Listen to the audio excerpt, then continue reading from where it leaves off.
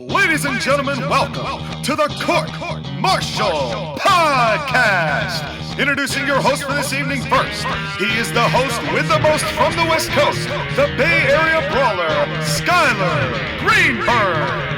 And his partner, he has colonized, energized, and revolutionized the podcasting wrestling world today. Your Colonial champion, Sean McCarty.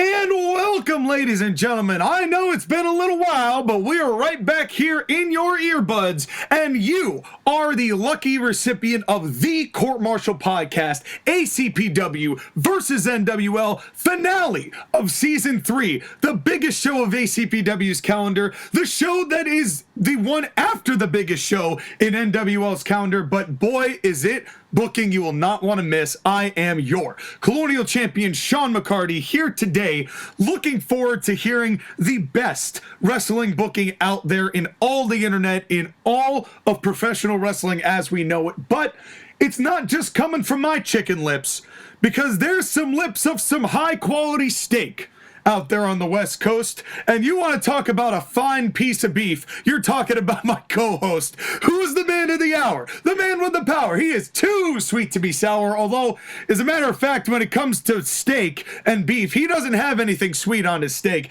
He is nothing but savory, the suave, the savory, the delectable Skylar Greenberg. How's it going, Mr. Bay Area Brawler? Celebrating my 28th year of rotation on this flying rock in space. That's right, and it's only been, as the time of recording, it's 2 days past your birthday, but let me be the first here on the public sphere to wish you a happy birthday. Welcome to the second, or the last quarter of your 30s, or 20s. Right. You're in your 20s. That's the thing, is that we had to take 2 weeks off because I needed a couple weeks to get hammered as fuck. Yes, and those 2 weeks off have apparently warped my entire concept of time. That's why that last sentence just went completely AWOL. But something that never goes AWOL is our shows. Wouldn't you agree, Sky? Usually, most of the time, we are the ones who are on the straight and narrow giving you the best programming you could possibly ask for. Right, because there's no other way to go. That's right. Well, especially if the rumors are true, but we're getting ahead of ourselves because we've got a tremendous show on your side. It is your turn to start. I'm excited to hear about the fallout from Wrestle Festival, but you're the one to tell us. Sky, the floor is yours. The floor is mine. Welcome to NWL Frozen Frontier. But before we begin, I have some announcements we need to make. Announcements? Nani? Are you ready for these announcements, Sean? Yeah, what do you got to announce? Well, the announcement is that we're doing the news of the week. Son of a...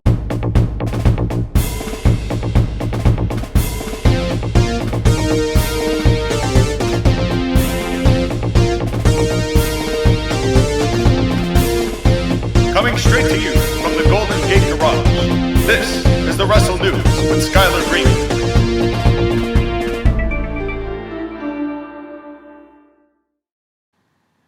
That's right, folks. It's the news of the week with the Bay Area Brawler, Skylar Greenberg at your service. I can't believe you just pulled that. All right, well, anyway. What do you got for us? We're going to try and breeze through these news things because we have a lot when it comes to both of our shows, but I just want to get the stuff that's been happening the last 2 weeks. So we've been gone for a while and things have happened. That's right. As usually are, the wrestling news never seems to dull. Right. Now, one of the things that does affect my show is a cancer announcement by Richard Holiday, who announced to the world that he's currently in the process of getting chemotherapy. I believe, was it for again? I believe it's a lymphoma, if I'm not mistaken. He's currently in the process of battling lymphoma. Yeah, so sucks. Yeah, and I didn't realize that until I heard it from Cornette's podcast. But I like Richard Holiday. I've seen him live a couple times. It's God, he's like my age, like our age, Sky. You know, that's the crazy thing about it. He's, I think, like 30, 31.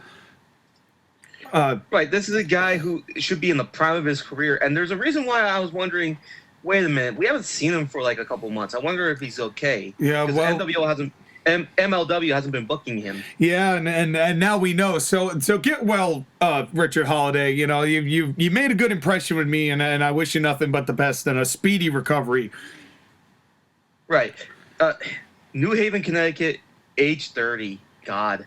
Now, because of this, I'm going to do a clause that you have for CM Punk, which is I'm taking Richard Holiday off of the active roster, but I'm going to keep him as one of my guys. Yeah, which is fine, and that's kind of like a contingency deal, and we'll overlay that into Season 4 when we get to that next year.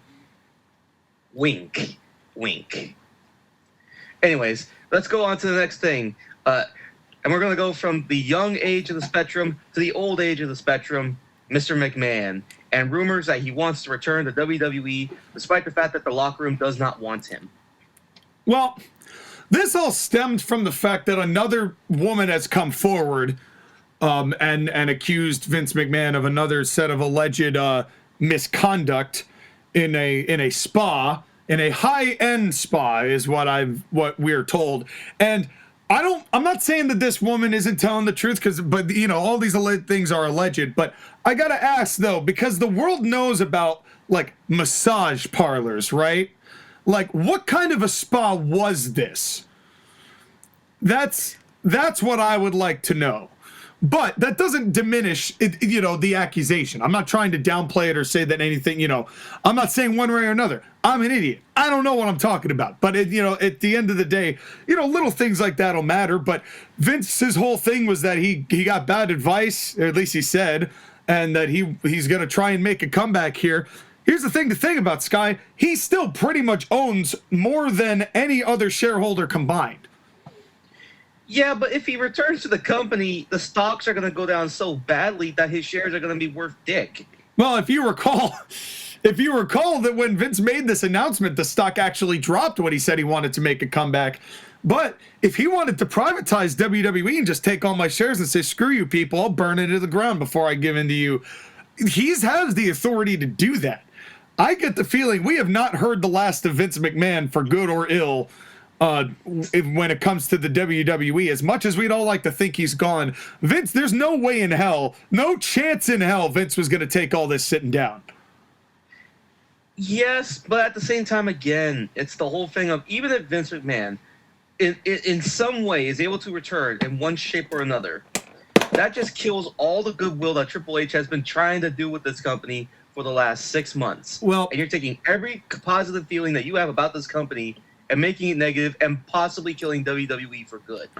And here's the other part about this too. It's like somebody must know about these accusations beforehand and then makes them public. Who is leaking this information?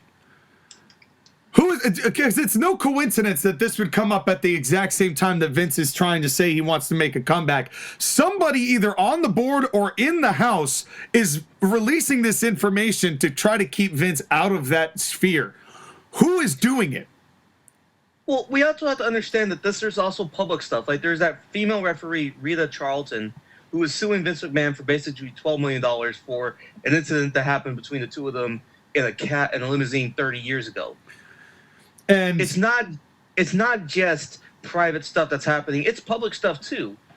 Well, yes, absolutely. But the only reason it is public is that somebody is releasing it to the public eye and through media and these Wall Street Journal things. None of this, knowing WWE and how close-knit they take everything, this stuff doesn't get out just by accident.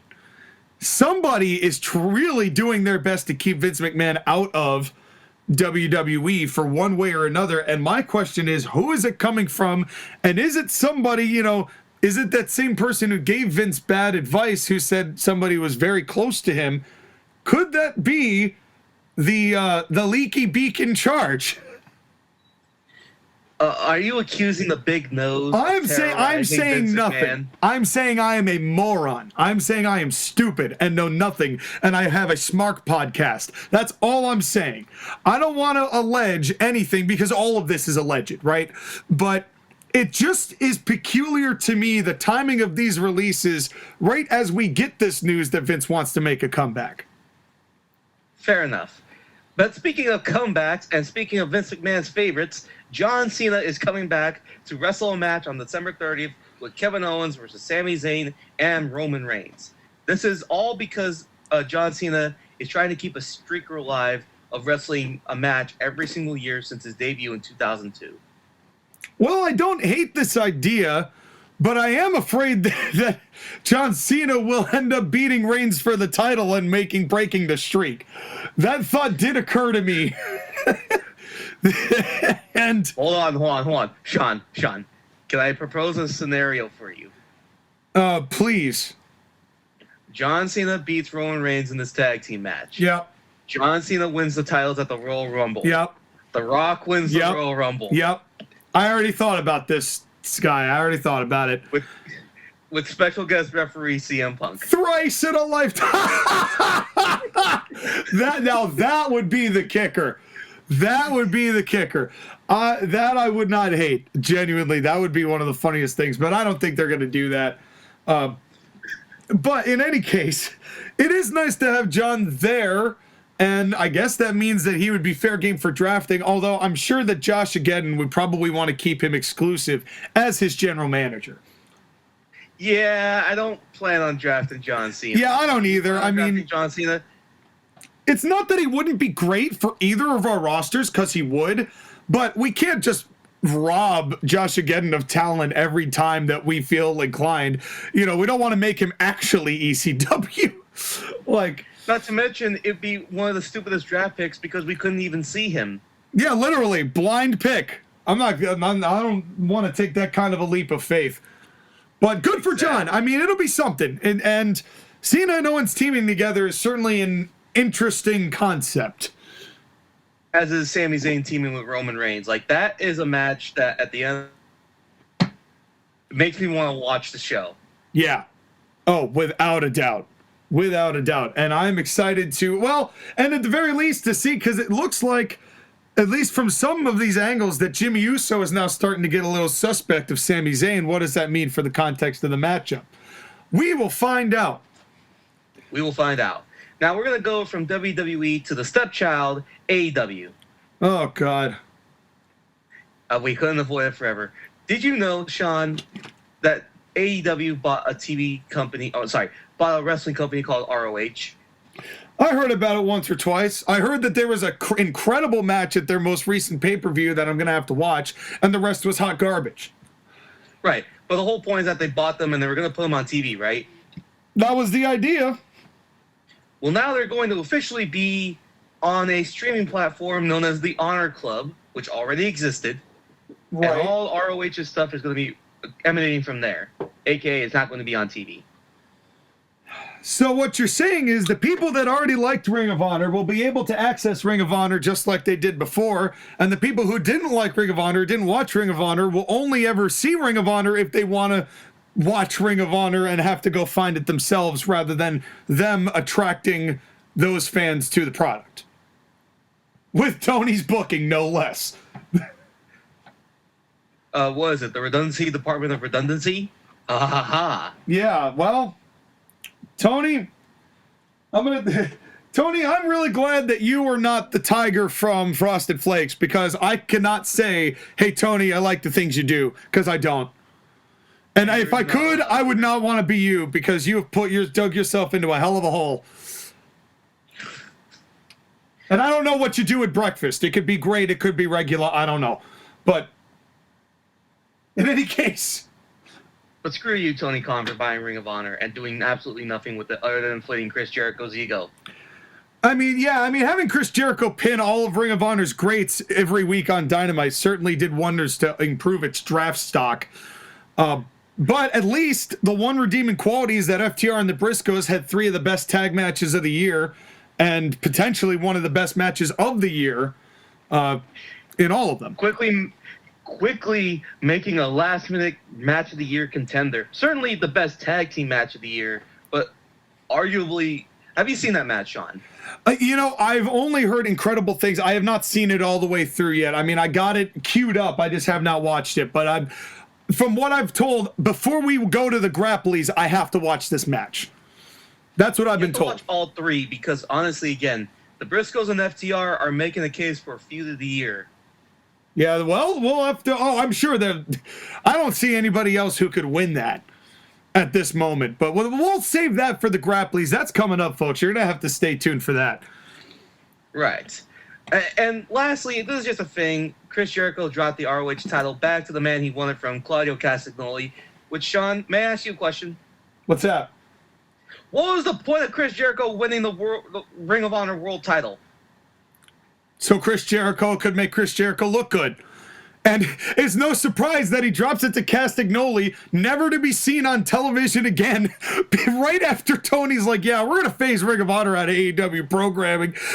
Yeah, of course Jericho drops the Ring of Honor title. It's now back to useless Castagnoli down there in fucking Garbage Town. Yeah, that was all by design. Put over Castagnoli at a time when he matters as little as humanly possible to that brand. This is Chris Jericho in a nutshell, and this is why, even though I got booed at Bridgeport when I said it out loud, when I said Chris Jericho will be the reason AEW dies, this is exactly the reason why. Exactly. All of this. All of it. This emotion. All this hatred. All of it. But Sky, this is a celebration today. It's a celebration of our superior booking ability. And that is something I'm looking forward to no matter what frontier we cross, no matter how cold it gets on the frozen frontier. It gets as cold as Hoth, and we'll have to find some weird animal to crawl into in order to stay warm. Not a tauntaun or a Chicago deep dish pizza.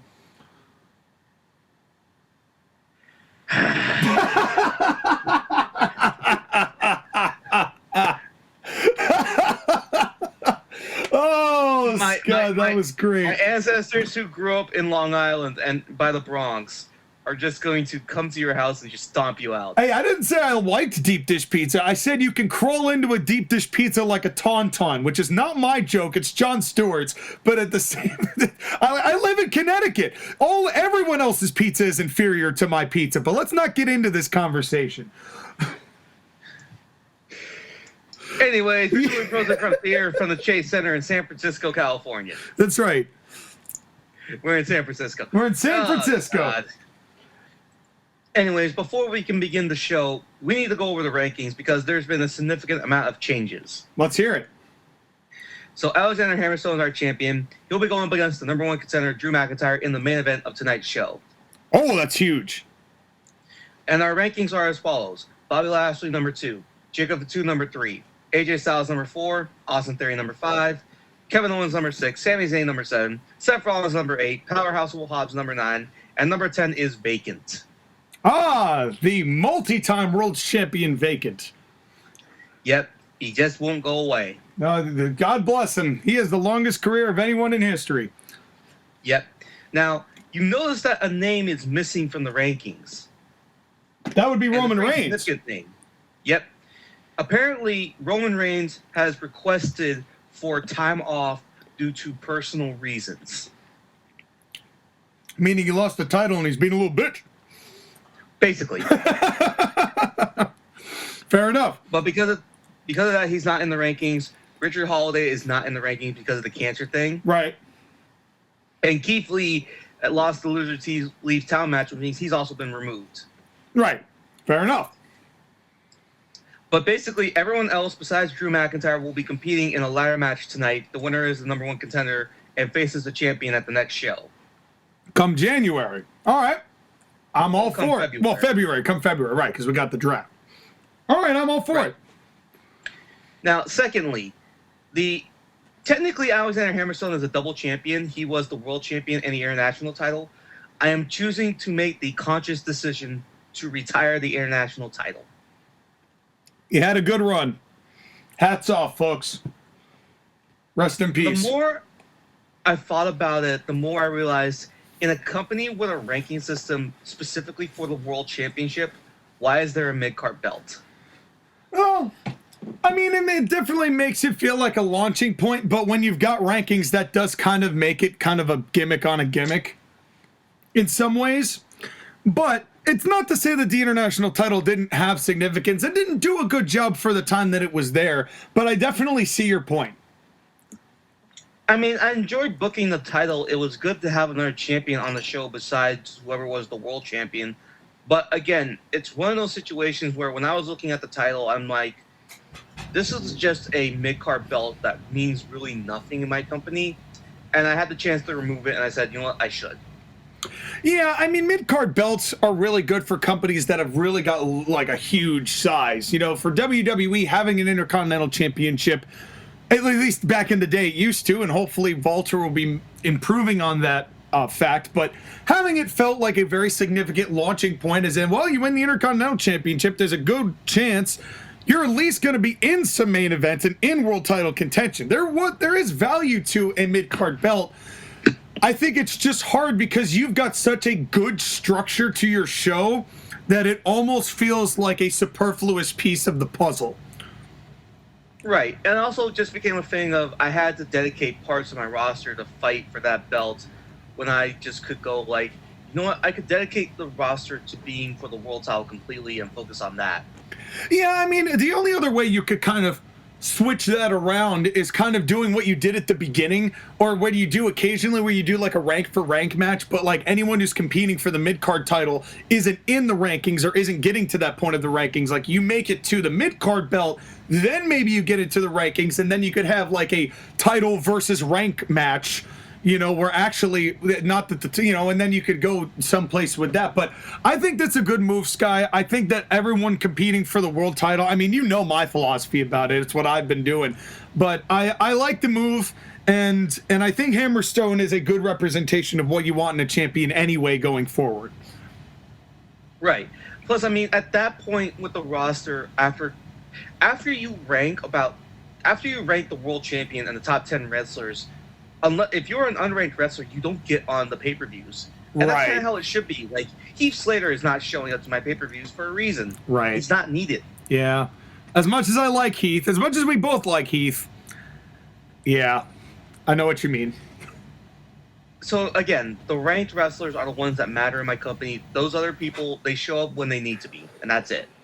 And you need guys like that, too, you know? You don't need to have everyone on your show, and sometimes you get somebody on, you're like, oh, we haven't seen you in a minute. How the hell are you? Yep. But anyways, as I said, the main event is Alexander Hammerstone versus Drew McIntyre. The second match is the NWL Women's Championship in the co-main event. Toni Storm, the champion, fresh new champion, versus Rhea Ripley.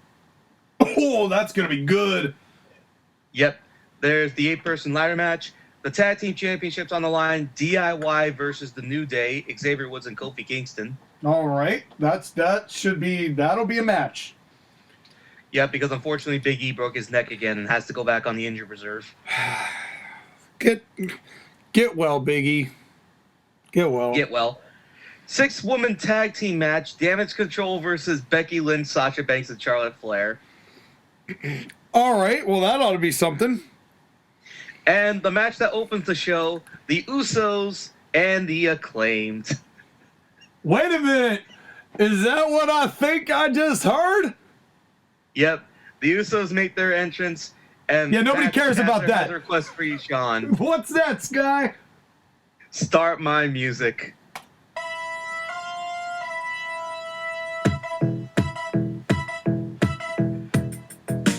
Yo. Listen. Listen. The Acclaimed about to put a hurting on you fakers, about to expose you like the CIA and Trump's papers. Oh. You really think you guys are the hot shit?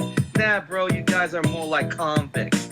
Don't believe me? Look at the way both of you drive. You guys are so high, R. Kelly believes you can fly. I guess that's what happens when you're feeling pretty oozy. But guess what, boys? I still get more pussy. Oh!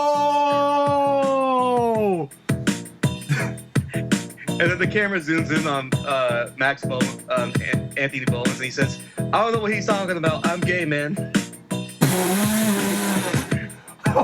Okay.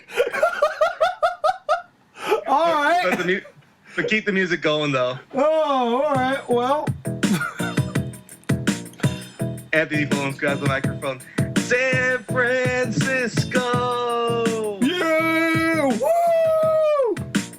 The Acclaimed have arrived. Get loud at these fakers. Yay! And call them Uzi. Uzi. Uzi.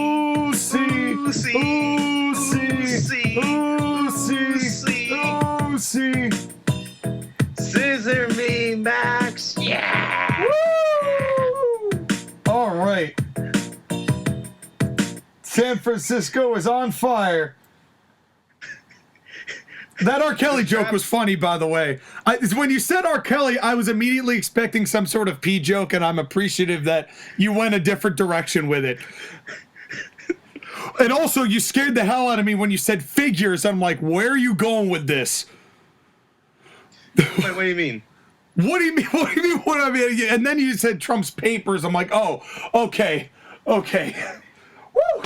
Okay. So, well done, Sky. Good rap. Well done.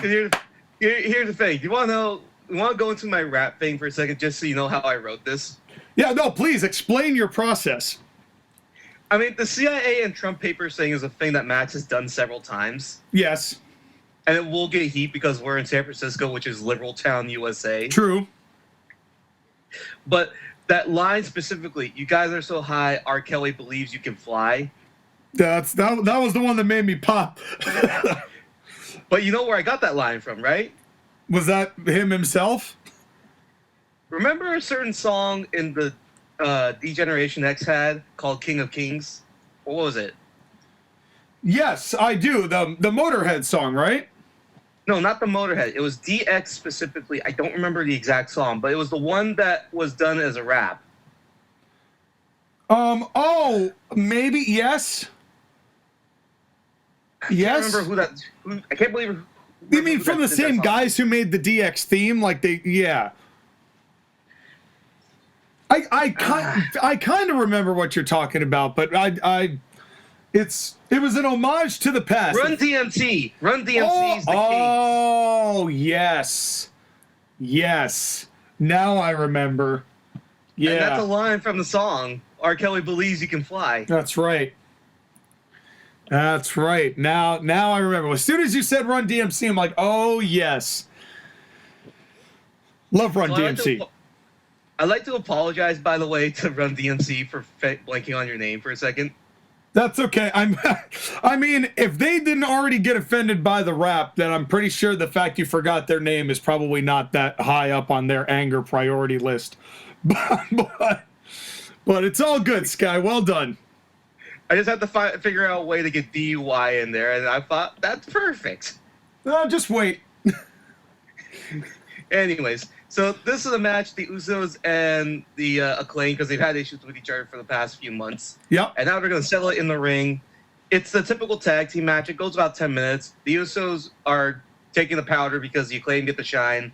They get the advantage on Anthony Bowens. Eventually, Max Caster makes the tag for the hot tag and the comeback.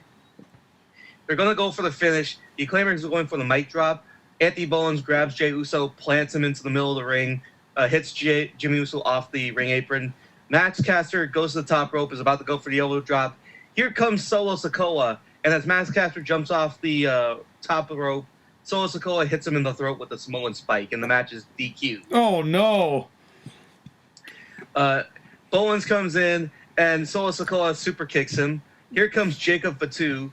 They both grab Matt Bowens and Anthony Caster, one each, and they hit simultaneous rock bottoms. Damn. Poor Acclaimed. Yep. The Usos get into the ring, and now the Usos, Solo Sikoa, and Jacob Fatu all stand together. Well, the Bloodline may have had a rough night, but at least this part of it feels united. Right. They just had to get rid of the cancer that they believe was Roman Reigns, and now the remaining members of the Bloodline are going to try and do what they need to do to win. Make a go of it. I appreciate that. The Bloodline isn't necessarily stopping because the Tribal Chief has. Right. Anyways, I'm glad you enjoyed that Acclaimed rap. I did enjoy that Acclaimed rap. That was very well done. I like that was well done. You made some good jabs. You got some good shots in. I know you have some jabs too that you made. Well, I'm going to share some of them. Well, do you want me to do that now, or do you want me to do that later when I talk about us? You want to talk about the spot? Because we got a transition to do, and you have the rest of your show. What would you prefer? Well, let's get to the end of my show, and then we'll talk about this. All right, sounds like a plan. But put a pin in that idea, folks. We'll put a pin in it. And speaking of pins, we're going to the 6-woman tag where somebody's going to get pinned or submitted. It's Damage Control versus Becky Lynch, Sasha Banks, and Charlotte Flair. All right. All because Bayley had damage control help her win the Fatal 4-Way, and now the rest of the Horsewomen are working together, ? Yeah, we'll see how that goes. It goes like this. It's a 15-minute match.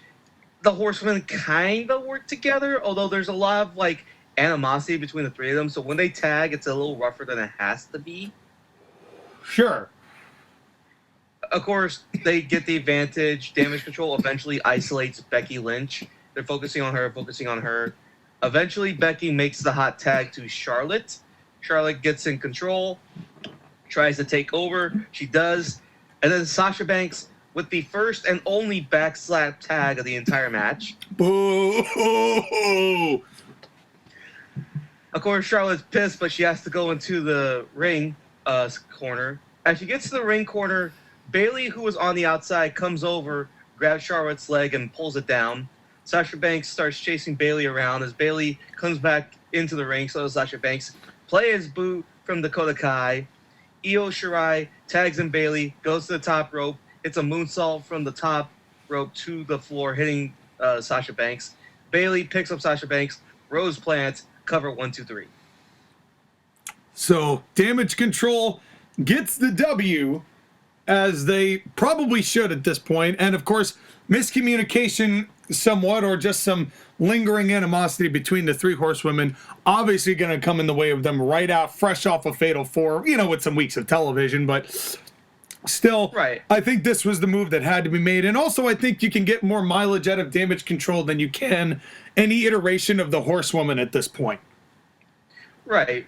Of course, Becky Lynch gets back into the ring, is like, you mother, grabs Sasha Banks' arm and puts her into this armor and breaks her arm. Bye, Sasha. And then Charlotte comes over, grabs Sasha Banks and breaks her leg in the neck.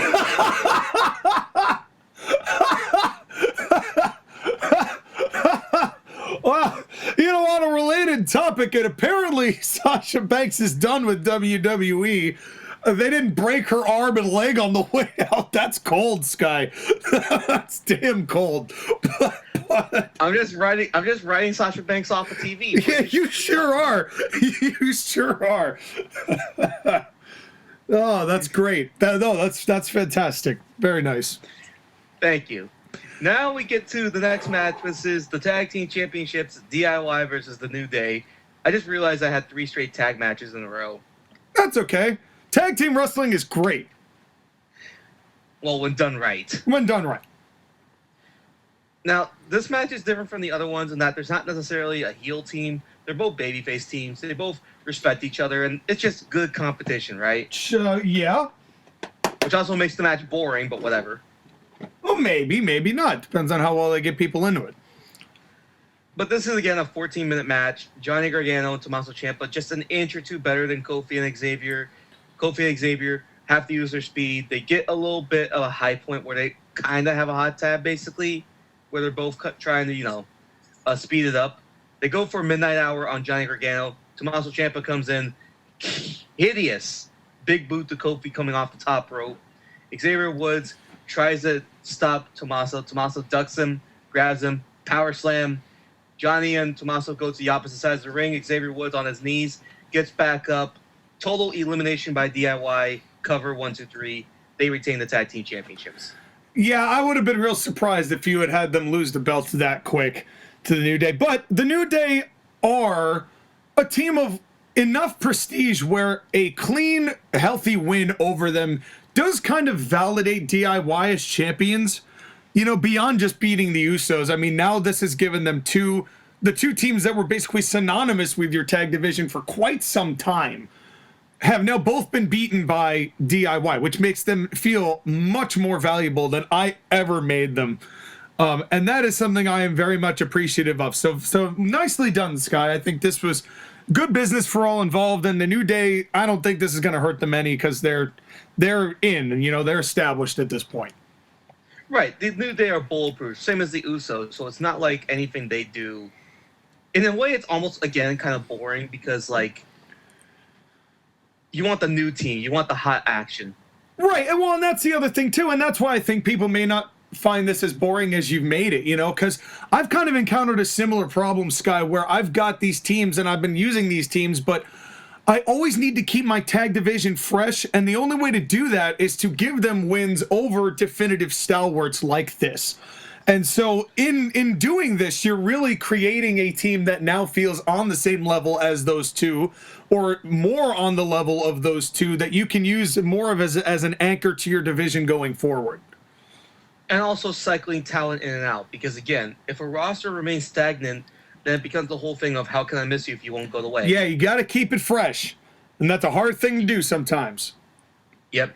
And speaking of freshness, we're going to an 8-man ladder match, a.k.a. the same exact match I did last year at this exact show.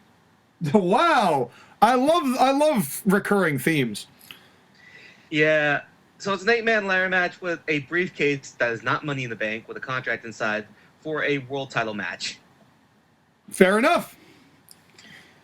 And again, it's between basically all the other ranked contenders besides Drew McIntyre, Bobby Lashley, Jacob Fatu, AJ Styles, Austin Theory, Kevin Owens, Sami Zayn, Seth Rollins, Powerhouse Will Hobbs. This is going to be a Ladder. big old spottily fest. Yep. So it's your typical ladder spot fest. It goes 18 minutes. The highlights of this match, Kevin Owens is all alone. He's climbing the ladder. Of course, AJ Styles, has to get involved because AJ and Kevin Owens have been feuding with each other basically since last year. Yeah. This ladder match. Yeah. Kevin Owens grabs AJ, throws him into the ladder. AJ starts, trickling a little bit of blood from his forehead from that shot. Fair enough. And of course, Kevin Owens plants the ladder on top of AJ. As Kevin Owens is climbing up, here comes Sami Zayn, who pulls Kevin Owens off, and Sami tries to climb. Kevin Owens is incredulous at this. He grabs Sami, pulls him off. The two of them are starting to argue about winning the match. And then Kevin Owens, straight kick to the balls. Oh, no. He grabs Sami Zayn, and he heaves him into the ladder. And, I mean, heaves him into the ladder. Might you say he yeeted him? No. Oh, sad. Sorry, Josh, again, I tried. I'm saying heave. Okay, so it is not a full-blown yeet. It's a good heave, but not a full-blown yeet. No. Okay, got it. Now, the thing is that AJ was trickling blood from his forehead, right? Yes. Well, Sami Zayn's gushing because his head is cracked open and it's coming out hard way. Damn. So Kevin Owens grabs Sami Zayn's basically limp body and throws him through the ropes. Kevin Owens is going up. He's going up. Here comes the Usos. And they start kicking Kevin Owens' ass. And they throw him away. They grab Jacob Fatu. And they get him to the ladder, right? Yep. Here comes Anthony Bowens and Max Caster. And they're kicking the Usos' ass. And all four of them are fighting with each other. Along with Jacob Fatu, right? Yep. Damn. Let's make it even more fun. Let's have Dominik Mysterio, Dominik Guerrero, Okay. and Rex Steiner, who come in too. And those tag teams are starting to fight with each other too. And now it's just all these guys who are not even involved in the match fighting with each other. I thought you liked San Francisco, Sky. Actually, though, this would be car crash level entertaining. Continue. Right, and those 6 individuals are fighting with each other. Jacob Fatu is climbing the ladder. So is Austin Theory. And at this point, both of them are climbing up. All 6 of those guys, by the way, have brawled to the outside. So now they're outside the ring, basically fighting with each other, right? Yeah. As Jacob Fatu and Austin Theory are climbing the ladder. Here comes Bobby Lashley, who grabs the ladder and proceeds to tip it over, and Austin Theory and Jacob Fatu land on all 6 of those people. Okay. I'm with that. Fair enough. So now all those people have cleared out. Seth Rollins comes in, knee to the back of Bobby Lashley's head, super kick to his stomach, gets him on his knees. Seth Rollins goes for the stomp. Bobby Lashley feels the foot but won't take the stomp. He grabs Seth Rollins, lifts him over his head, and yeets Seth Rollins over the top rope onto all those bodies again. Oh, there we go. That's why you were saving it. I was saving the yeet. You got to save the yeet. You can't have too many yeet. That's an AEW problem. AEW does too much yeeting. You got to tone it down. You need to save your yeets. Trade them for valuable prize. Save the yeets. That's a t-shirt. That is a t-shirt. That's a t-shirt Josh again is ready to make. Yes, save the Yeets. Hashtag save the Yeets. And make sure you tag Tony Khan in every tweet that you use that hashtag in. Yep. But now Bobby Lashley's in the ring alone with Powerhouse Will Hobbs. All right. Oh boy. Oh boy. And as the two last men standing, they start a hockey fight, which I know you hate, but I'm allowing it. It's your show. I'm allowing it between these two. The crowd goes wild, and Powerhouse Will Hobbs gets the advantage. He's going to give Bobby Lashley a power bomb. Nope, gets out of it. Bobby Lashley goes for a choke slam. Powerhouse Will Hobbs stops it, and Powerhouse Will Hobbs grabs him, basically throws Bobby Lashley into the ropes. Bobby bounces off. Spear! Damn. Bobby grabs the ladder, ascends the ladder, grabs the briefcase, and is the #1 contender. Well, Bobby made a statement at Wrestle Festival in a major way, and now he's in control of his own destiny. Yep. This is I feel like Bobby is the right guy to win this of anyone here. You know, it also keeps Bobby equally as relevant, you know, as you made him, not only just in what he was doing with the Almighty Crew, but now just branching off and being like, no, it's my time. But in any case, I mean, I still think this is well done. The right guy won. I think what you're doing as far as keeping Bobby in the sphere, which is something that I feel like they're trying to do in WWE now, but I still don't feel like they're doing him enough justice the way that they've been booking him. But you seem to be doing that and taking Bobby seriously as a competitor, and I do really appreciate that because I do love me some Bobby Lashley. And the beauty, again, of the multi-man match is that you can do multiple stories within the match to continue storylines and start new ones. Like, I'm sure Sami Zayn's not going to be happy that he just got kicked in the balls by Kevin Owens and got thrown through a ladder.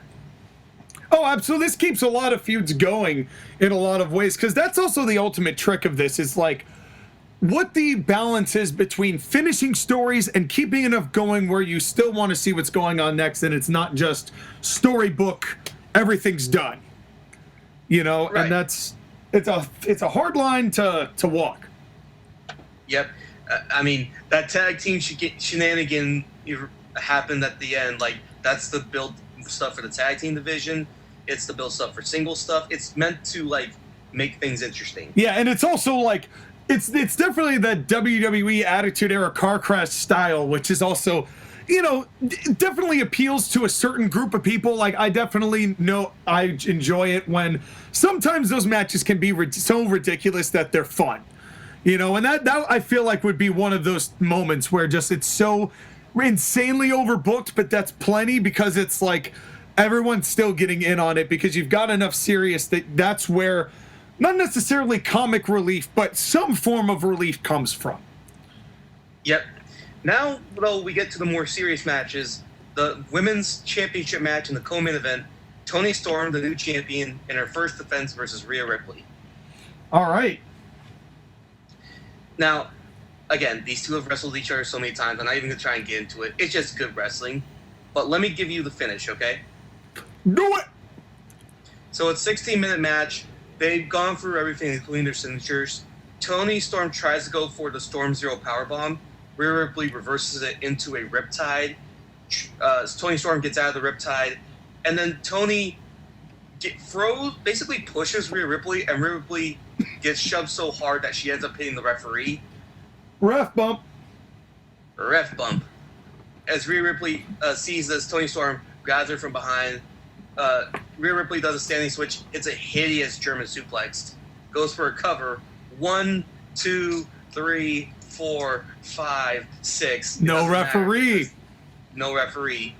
So Rhea Ripley sees this, decides to take advantage. She goes over to the timekeeper's area and grabs the championship. She gets back into the ring with the title and appears to look like she's going to hit Toni Storm with the belt, right? Yeah. Here comes Bianca Belair. And Bianca Belair gets into the ring to grab the belt from Rhea Ripley. Rhea Ripley gives a boot to Bianca, grabs her, and throws her into Toni Storm. Okay. Now, Rhea Ripley grabs the championship and looks like she's going to hit Toni Storm with the belt one more time. Toni kicks Rhea Ripley, grabs the belt, throws it away, and she's going to go for Storm Zero, right? Yeah. As she goes for it, Bianca Belair was hit with the belt when Tony threw it. But she thinks that Tony did it on purpose. Oh. So Bianca Belair grabs her hair and uses a hair whip on Tony Storm. Ow. Tony Storm gets hit with the hair whip in the back, turns around to see Bianca Belair, and Bianca hair whip to the stomach. Another hair whip to the back. This time Tony Storm falls to the ground. And Bianca just starts hair whipping and hair whipping. The fans are saying, no, why? How could you, Bianca? How could you? Bianca looks at what she's done to Tony, grabs the title, and basically goes out of the ring with it, but she drops it, right? Okay. The referee is starting to come to. Rhea Ripley grabs Tony Storm, hits Riptide. The referee crawls over. Rhea Ripley gets one arm over the shoulders of Tony Storm. The referee, with the extended slow count, 1, 2, 3. Rhea Ripley is the new women's champion. Wow. Well, Tony Storm, I understand entirely why Tony Storm would be a transitional champion at this point. It's not that she's not great, but when you're talking about marketability of who's really the best, you have two really good people in it.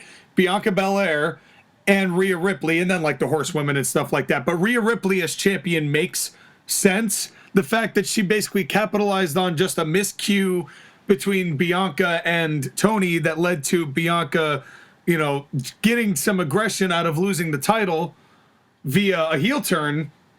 What does this mean for Bianca? I think this also freshens up Bianca for you. You know, kind of gets a fresh coat of paint on it. So now you can take Bianca in a new direction and make her feel more valuable than you ever have.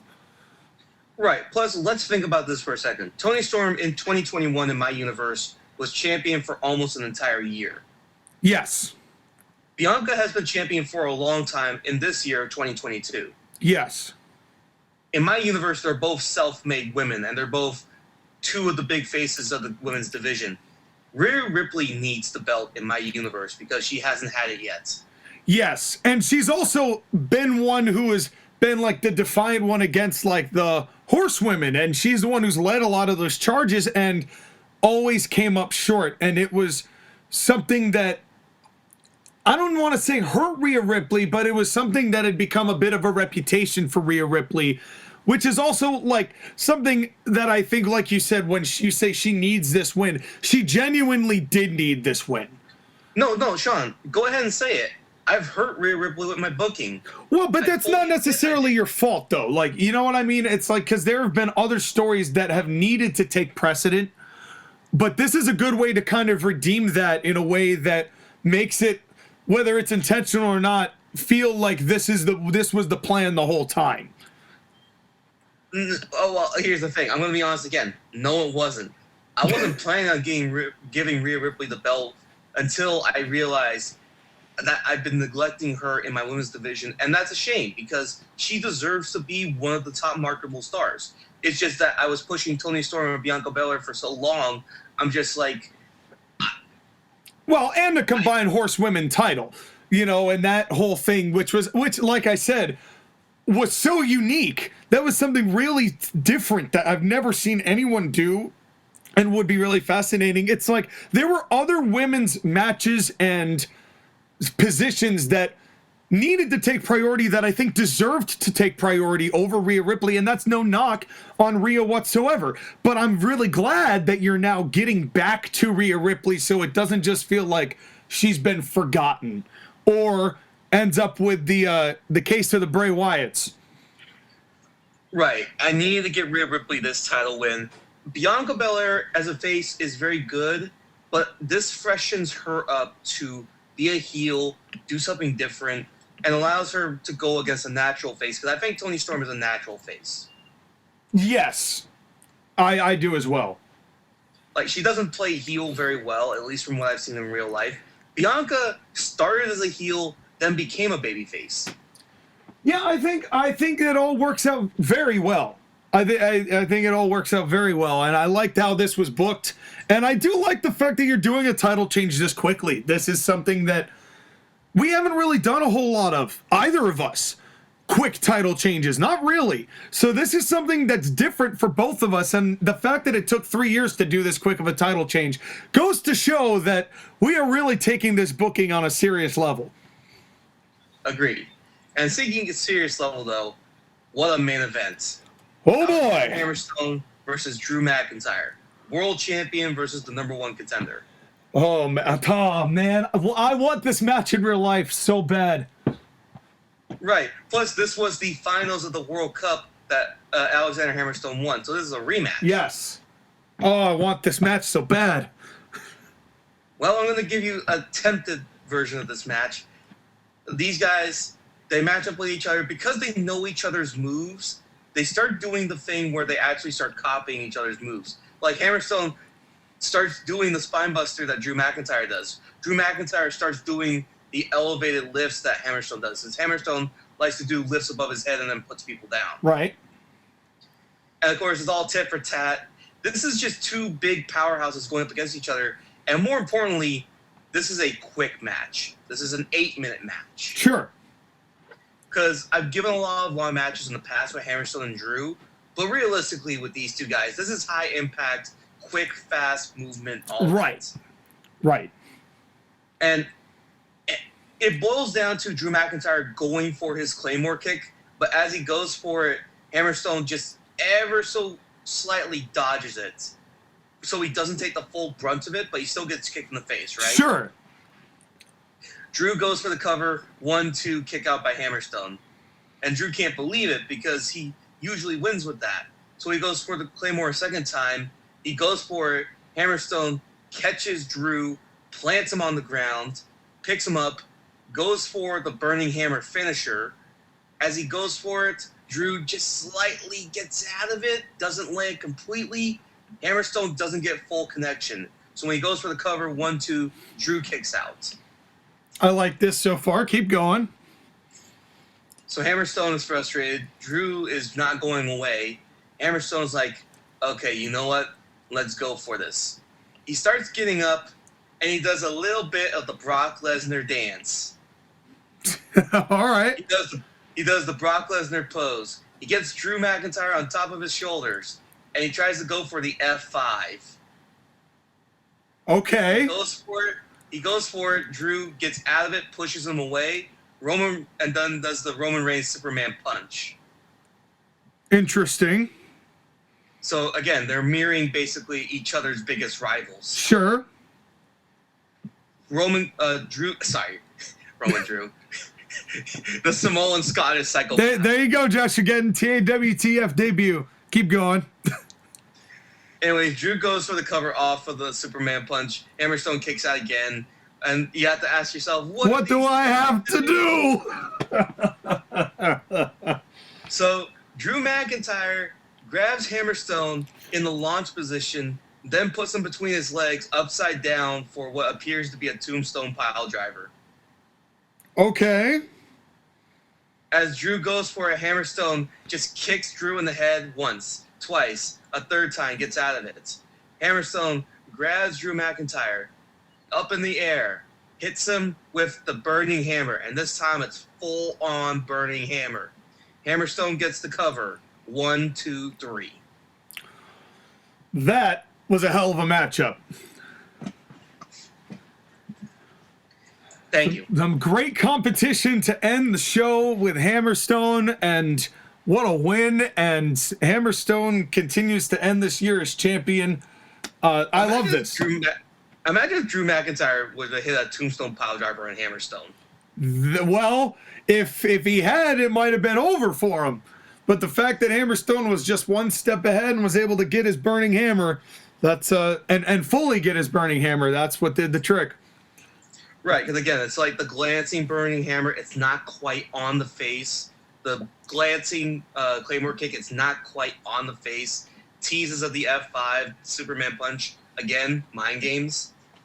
Absolutely. Now, of course, Hammerstone has the title. He's celebrating. He poses on the ring ropes, goes to the other ring rope, poses there. As he gets to the center of the ring and poses one more time, Bobby Lashley comes into the ring and spears the ever-loving crap out of Hammerstone. Understandable. Wait, is he going to cash it in now?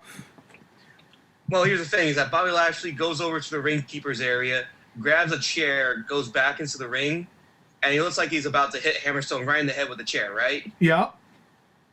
And then here comes Drew McIntyre. He grabs the chair out of Bobby Lashley's hand, hits a Claymore, not Claymore, a Glasgow kiss to Bobby Lashley, who takes a powder.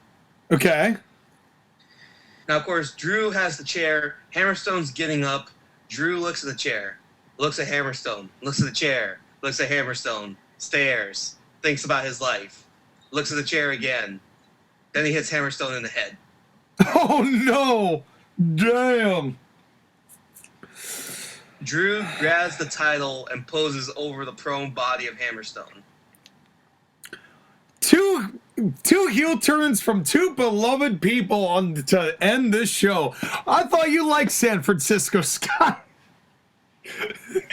I do. No, I do, but I couldn't do this to Los Angeles a third time. Understandable. I mean, it's not disqualifications. It's just two heartbreaking heel turns.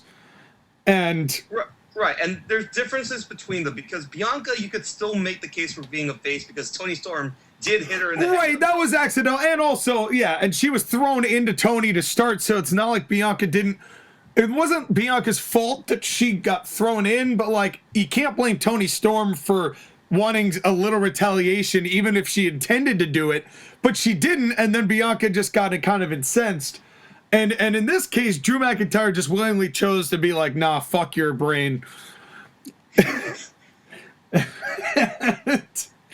But yeah, but again, it's the thing is, Drew also needs this fresh coat of paint. And I will tell you this, Sky, in the same way that the Cody Rhodes heel turn was something that we all wanted and should have gotten, a Drew McIntyre heel turn is something I am very excited to see you handle. I mean, here's the thing. There are two options. Either I could have Drew McIntyre go away for 6 months and return as a babyface, right? But you wouldn't let me take him, so instead you turned him heel. There's no way in hell I'm allowing you to draft Drew McIntyre. I'm not taking that chance. All right, that's fair enough. Or I could turn Drew McIntyre heel and keep him, which again, it meets him fresh and gives two heel challengers in Bobby Lashley and Drew McIntyre for Alexander Hammerstone to overcome. Yeah, that gives Hammerstone some programs to work here heading into the new year, which is something it's better to have beforehand than something you have to make up after the fact.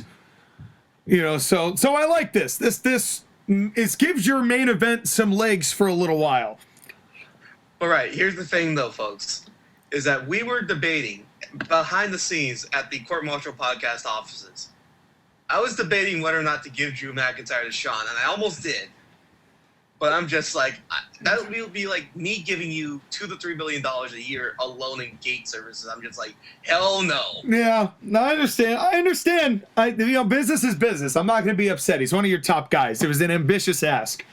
But I mean, the other ask, though, what would have been worth it? But we'll talk about that once we get through your booking. Yes. We can't reveal that quite yet. But yeah, I'm happy with the show. It is a hangover show, but like a lot of shit still happens. Yeah, I think so. And I mean, you've still got some exciting bits on the show. It doesn't feel like anything is too like lazily booked. You know, I mean, you put all of the ridiculousness into one match basically and condensed it all into an 8-man ladder match. And then, you know, you just had some heartbreaking pieces of wrestling, but good pieces of wrestling nonetheless. Because both of those main event, the main event and the co-main event would both be very good in quality. There's no doubt about that. We've seen what Toni Storm and Rhea Ripley can do, and that was years ago, so you can only imagine what it would be like now. And I don't see how Hammerstone and Drew McIntyre could have a bad match unless they have a weird-ass clash of styles, but... I mean, I think this is still a very good show, Sky, for what it's worth. It might be a hangover show, but it's a good hangover. You know, you've got your eggnog and whatever you need to detox, you know, and that's That's how it goes. Well done, Sky. Good show to end the season 3. I got my alcoholic Jewish chocolate soda beer. I'm gonna take your word on that. Look that up, folks. That's a real thing. And and speaking of the real thing, Skylar, I loved your impression of the Acclaimed, but I don't know if you necessarily had the what's the word I'm looking for? Verisimilitude, which is a word that basically means resemblance to the real thing. And the good thing is, Sky, I know how to remedy that, because I myself happen to be the real thing with my partner Abizzle, because folks, AB Production CT is proud to bring you 2 industry-busting artists taking the world by storm. Tony Storm. No, I'm kidding. No, we don't actually know Tony Storm, but we do have a storm's worth. Lightning, thunder, rain, sleet, snow, all coming down to you via Spotify, Apple Music, anywhere you want it. That's the way you need it, anywhere you want it, from White Knux and Abizzle. We have got over 128 songs for marketable either purchase or free viewing or free listening as far as Spotify and Apple Music are concerned, so long as you have their programs. But that is all the way 4 years in the making, 128 songs between the two of us. The most recent albums being Just a Bit More from my end and Mixed Bag 2, the sequel to my debut album back in 2018. That Abizzle put out, and both of them are tremendous. We're super proud of them, especially considering the circumstances it took to get them done. But they are there for you, for your listening pleasure, as well as everything else we have. The original Mixed Bag, Bare Min, Retreat, Recovering, Rest Stop, The Wax Apocalypse, you name it. There's a whole SoundCloud collection that is all stuff that we don't even have in that set. We have got so much music there waiting at your fingertips. If you are exhausted with modern day wrestling, if you're exhausted with modern day music doing the same flips and the same triplets and the same hibbity bibbity hibbity dibbity hibbity, if you're tired of all that, come join the entertainment revolution with Abizzle and White Knux, WHITE space KNUX. Come join that entertainment revolution. AB Production CT, you will not be disappointed. And I want to do something a little different, Sky, because to close this spot, I mentioned to you, and we kind of teased that I had some digs of my own. And while I let you take the Acclaimed, and I think you did a tremendous job with the Acclaimed, I have a couple moments now, because there was a moment where you weren't sure whether you were going to have it written. And I volunteered some bars. Would you like to hear those bars? Only if you start the music. Oh, and then keep in mind, folks, this is for the Acclaimed versus the Usos. This is contextually where his matchup was and what his show started with. Are you ready, Sky? Yeah. All right. And...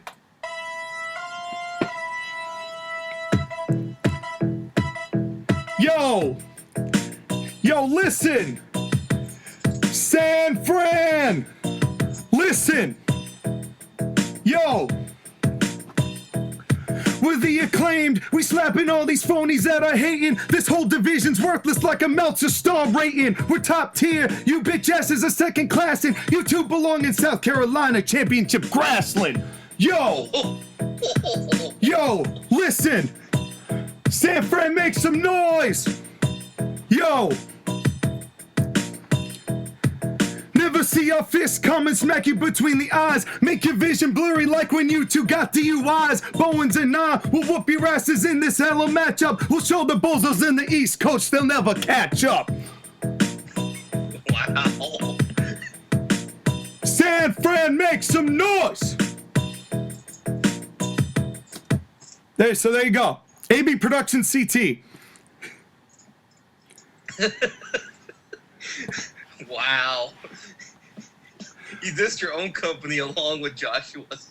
Yeah, I got everybody in. I trust the star ratings. I trust SCCG. I made fun of their DUIs. And I made fun of my own program. All for you, the fans. Sean, as good as that is, I still think mine's a little better. Well, I think yours was a little bit more sharply pointed.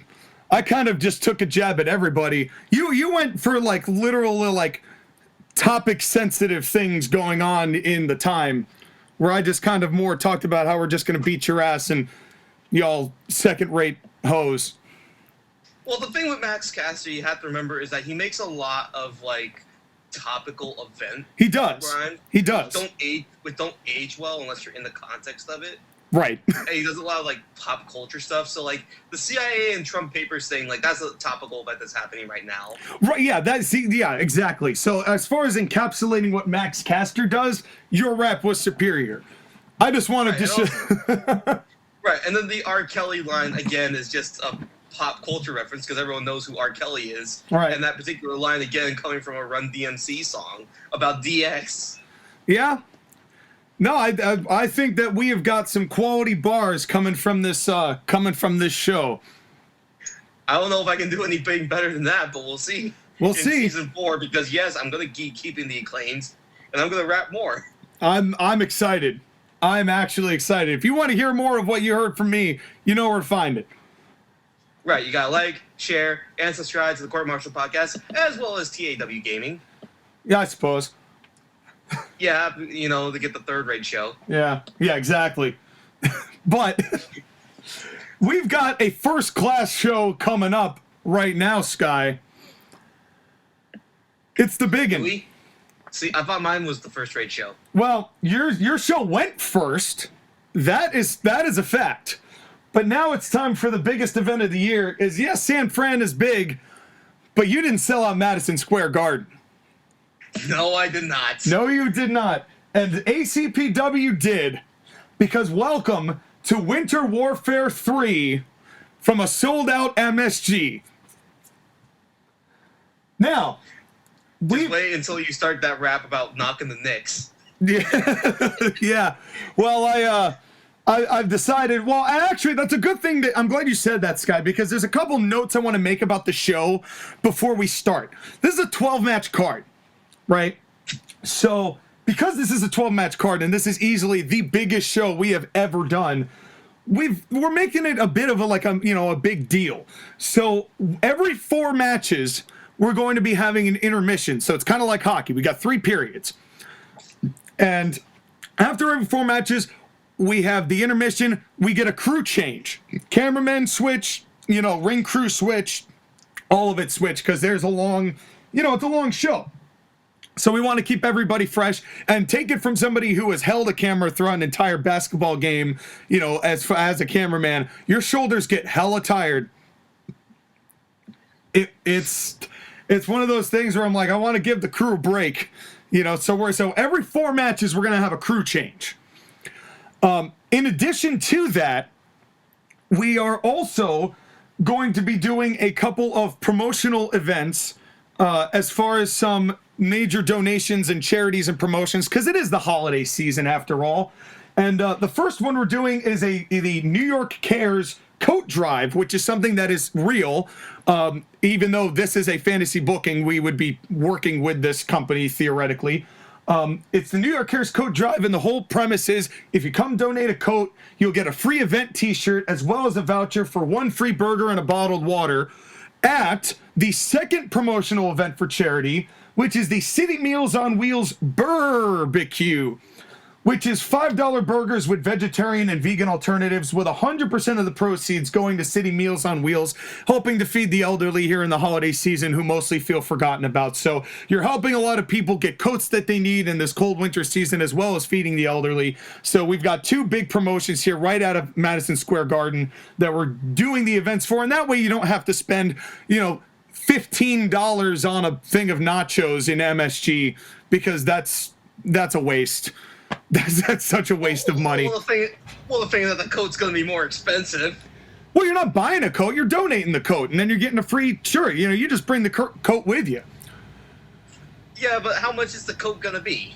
Well, it depends. Well, you donate the coat, and then they give the coat out to the homeless, and then you get an event T-shirt and a voucher for the burger and the bottled water. So you're getting a free burger and a bottle of water and a T-shirt just by donating an old coat that you may not have had for that you may be done with, so long as it's in relatively decent condition, we'll take it. Donate a coat, and get a free t-shirt and a burger. Oh, just out of curiosity, that second event, is that a real event too? City Meals on, well, the barbecue part isn't, but City Meals on Wheels is an actual charity that does do what I said it does in New York City. I actually researched New York charities so I could come up with something here, though, so we could be doing some sort of give back promotional event here on our biggest show of the year. Am I allowed to retcon and also do mine too? Yeah, if you'd like. Okay, so if you happen to be on the West Coast, and specifically within the Bay Area and San Jose in particular, Bill Wilson Center is doing a Toys for Tots drive. Basically come in, give a couple of toys, and if you donate a couple of toys, I think like 3 or 4 of them, you get a voucher to go to the Night Lights event, which basically you take a card and you go to like a drive-through, and you get to see a light show. Very cool. Very cool. So we're doing a lot of good for the community as well, because that's equally as important, because it's about the fans and we like helping the fans in any way possible. But we've got a huge... And also shouting out where I work. Yes, very nice, very nice. It's a subtle plug, a very subtle plug. But and then if you're gonna plug your music, I might as well plug my work too. Yeah, absolutely, absolutely. And then the final note is that we are going to. Basically, the pre-show of this major card for those people who like buy it on pay-per-view and like getting it like an hour beforehand, or we're also going to have it streaming on YouTube. Is basically everybody's gonna get who's on the card is basically going to get a chance to cut a promo on the pre-show. So if you want, that's how we're going to get people into this. Is they're going to get a promo about their match. Then those promos are going to kind of be peppered in throughout the show.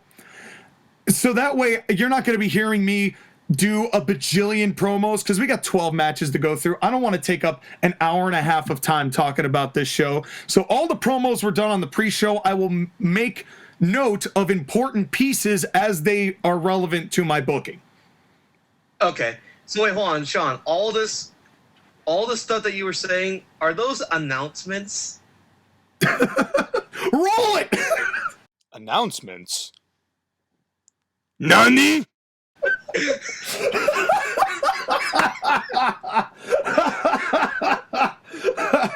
All right, I love it.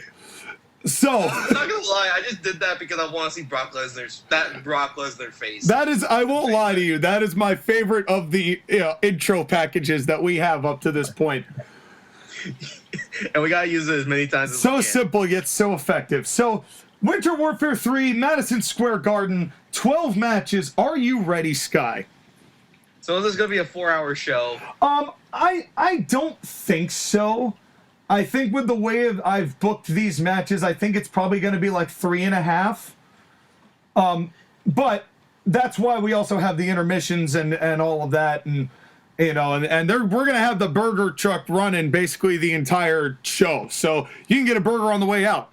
That's going to be it. We're going to keep that running, because all those proceeds, that's all charity money. Everyone wants a burger, whenever you want it, take it. We got vegan alternatives, vegetarian alternatives.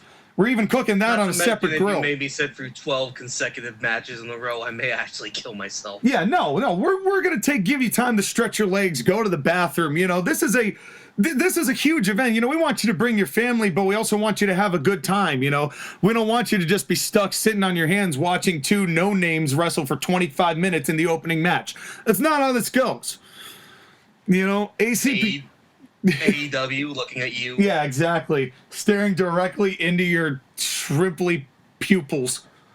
So, are you ready for Winter Warfare 3? Yes, I am. We begin with Eli Drake versus Shorty G. How long, who wins?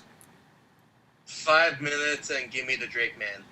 It is a 6-minute match.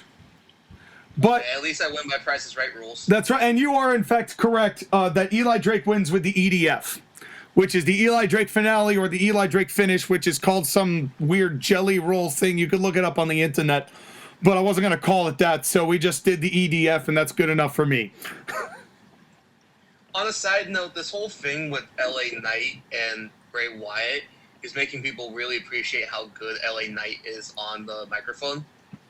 Yeah, I just saw a promo of his recently, and I'm like, oh man, I almost forgot why I liked LA Knight, and then I see the promo, I'm like, oh yeah, that dude is talented. Yep. Which is why I kind of had to give him a win, because I was doing him dirty a little bit, having him lose to guys who I was having in matches later on. And do I love having him in the opening match? No. But beating Shorty G, who is in a pretty good position on my show as being like the jobber to the stars in a lot of ways. This is the match Eli Drake needed, and Shorty G at this point I think is made in his spot, so I don't even think I have to worry about that at all. Plus, Eli Drake is like the perfect mid-card wrestler. He's never going to be a world champion, but he's going to be a solid hand in the vet that you can always put on the card for a reliable match and a good promo. And, you know, there's also going to be opportunities where he's one of those people that can be like that upper mid-card where he can get some title matches in, but it's not necessarily like he's going to be carrying the company on his back and be the draw. Right, and again, this is something that fans kind of have to get over, is the fact that not everybody's going to be a main eventer. Right. But that's not to take anything away from Eli Drake. I think very highly of both of him and Gable. Yes. Now, our next match is Alexa Bliss with Camille versus Serena Deeb.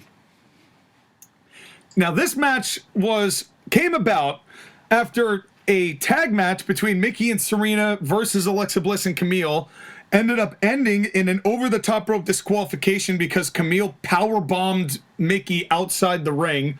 And Mickie got very shaken up because of that. Serena Deeb got very pissed and challenged Alexa Bliss, and now here we are. Who wins how long? Bliss, woman, thing, person, demon, shit. It's just Alexa Bliss. In 7 minutes. Well, 7 minutes is correct. Okay. Here's what happens. So as Alexa Bliss and Camille come out first, then Serena Deeb is walking to the ring, and as she gets base, because Camille is now on the outside and she's kind of got her arms folded, Alexa Bliss is in the ring. As Serena Deeb walks down to the ramp, you know, in like WWE design where like right after the ramp there's like that small gap of like 6 feet where the barricade widens and then she gets to the ring. No sooner has she crossed that area does Camille charge at her and clothesline the teetotal shit out of Serena Deeb. And the referee is like, oh, no, hell no. Like, you can't obviously do that. And throws Camille out. And says, the damage has been done. And said, you're out of here. But the damage was done. But then Alexa Bliss is like trying to argue with the referee and says, back it up. So, Alexa Bliss goes down and runs over to Camille and, they talk about it. Before Camille goes to the back, Alexa Bliss kind of does a jump hug on Camille and hugs her like for support, like I got this. As she does that, and the referee doesn't see this because she's seeing, only Alexa Bliss's back. In the back strap of Camille is a pack of dimes that Alexa Bliss takes and put in her elbow pad. And then she drops down and Camille walks to the back, and then Alexa Bliss gets right on Serena Deeb, throws her in, and the match begins.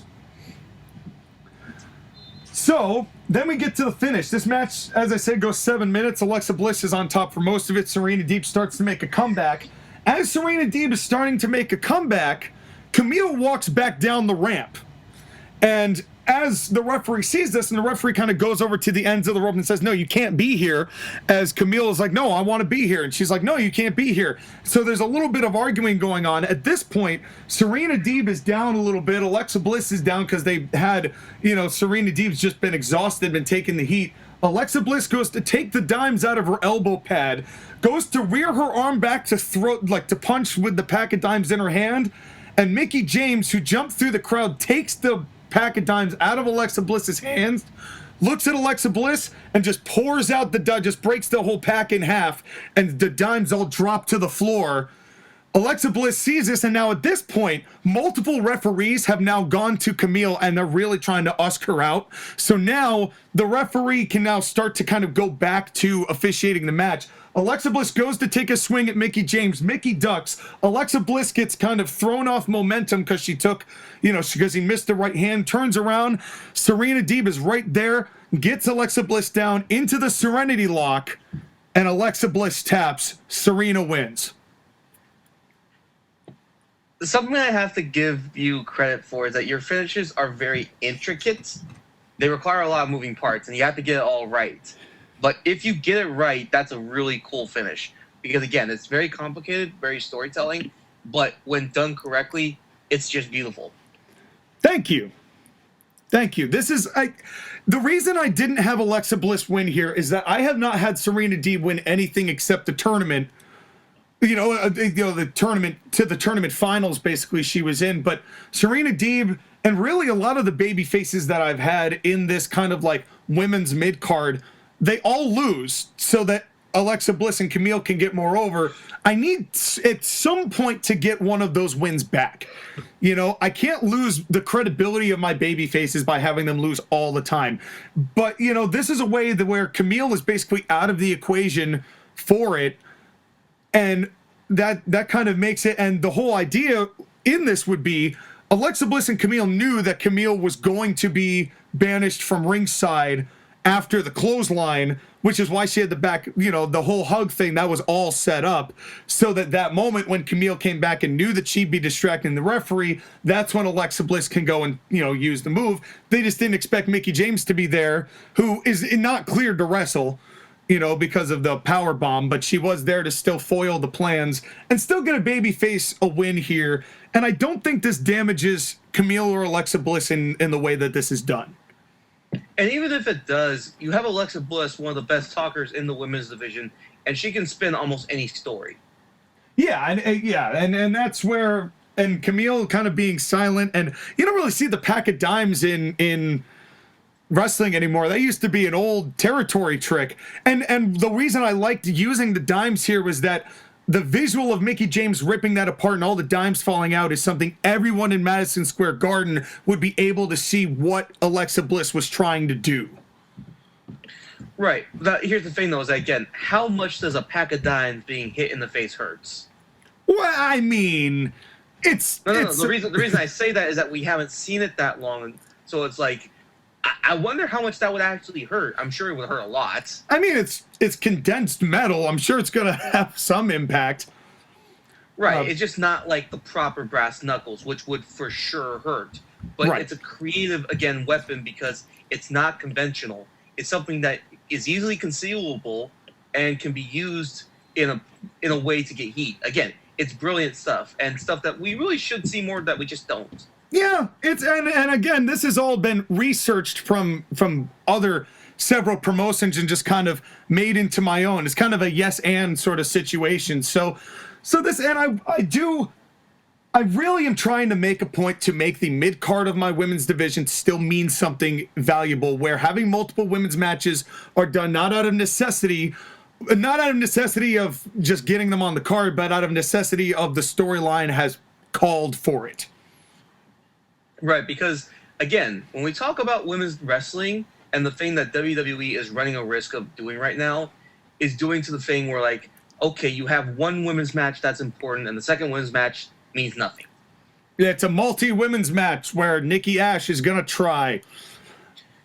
Or it's like a situation where you have a match that really has no meaning and only exists purely to get women on the card. Yeah. It's a multi-women match where Nikki Ash is going to try.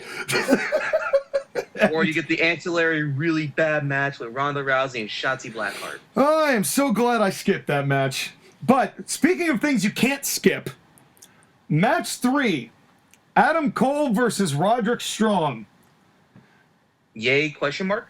Who wins how long? Who cares? Well, if you recall, Sky, Adam Cole cut a very fiery promo about, after Shawn Michaels woke Adam Cole up and said, be Shawn Michaels, because that's all Shawn can do. And Adam Cole took that personally, just like Michael Jordan. And Okay. Can I actually give a realistic answer? Yes. Now that I'm done with my playing about how much I don't care about Adam Cole, except in this universe. I understand. Trust me, I understand. Adam Cole in 8 minutes. Adam Cole is the correct answer. The time frame, you're going to have to go quite lower, sir. What, is this a 2-minute match? You're going to have to go quite lower, sir. How? No, this goes 90 seconds. Here's why. Here's why. Roderick Strong gets in the ring, and the second that Roderick Strong lifts his head, Adam Cole hits a surprisingly similar super kick to someone we know. Dolph Ziggler, I knew it. Of course. And Roddy gets knocked down, and everyone's like, oh, damn. And Adam Cole, he just looks fired up. He's staring down. Roddy gets up, and he turns around and sees Cole, and he goes to charge at Cole. Cole just throws him in, and he gets posted. Does Roddy, shoulder first into the ring post. Adam Cole gets on the second rope. Panama Sunrise, 1, 2, 3. Adam Cole works by the minute, not the hour. That's right, and Adam Cole, but this is the reason I wanted to do this is not only just because Adam Cole's hitting from the jump, but also goes to show that there really is fire in him. He goes right after Roddy, and Roddy cannot recover from that. Adam Cole is starting to turn his career back around, or at least so it seems, against the men who caused him to deteriorate this way in the first place. Exactly. It's a good win. It's a shock win. It, more importantly, gets people interested in Adam Cole. And let's be honest, we don't need 20-minute matches on a 12-match card. No. The third match into the show. Yeah, I really had to be discriminatory as to the lengths of the matches, knowing that I had 12. So you may be surprised at some of the numbers, but this is a good way to kind of move things along, and it's the exact right circumstances to do it in. Right. I had a more liberty to do longer matches for my show because I only had 6. You have double. I literally have twice the amount of matches you do. Well, here we go. Next up is match 4. Bobby Roode versus James Storm.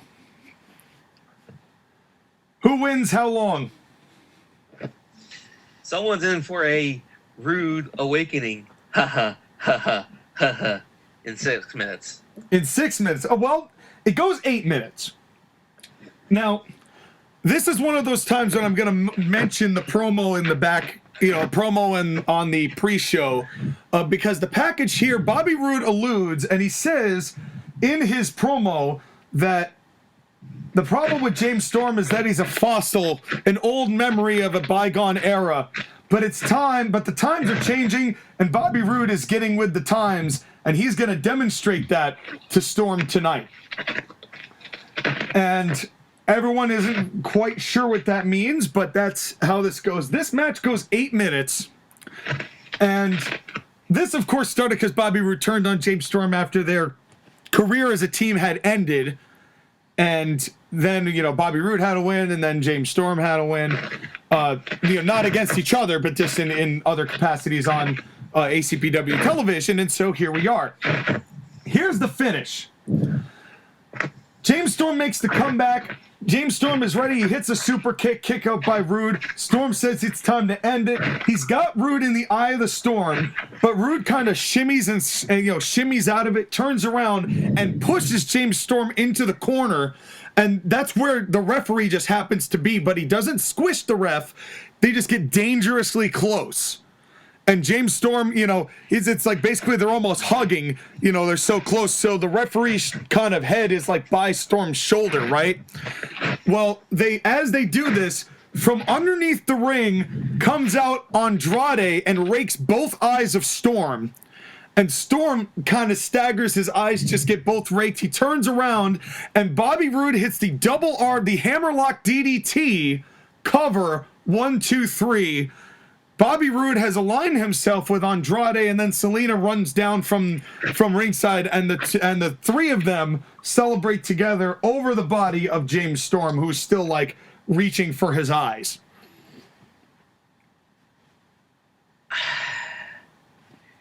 Damn it, Sean. Damn you. Yes? What an interesting pairing. Oh. I hate this so much because it's brilliant. Well, and it's something I never would have done that, honestly. Well, the thing with Bobby Roode is that he and Andrade have history from NXT, and really, it was the match between the two that I think actually started to get me to see what the whole deal with Andrade was about in the first place. Because I knew what Bobby Roode was capable of, but Andrade started to really improve in that match in NXT against Bobby Roode. That's where I really started to see, okay, this guy's got something here. And I think that now I don't want to take Bobby Roode necessarily out of the tag division, because like I was saying before, I need new teams. I need teams that are fresh and can move, the division along. I don't like the idea that I necessarily had to do it at the expense of James Storm, but there's only so much mileage in beer money nostalgia. And Zelina Vega would be a good addition to the two of them as far as a mouthpiece and being able to, assist in some healage.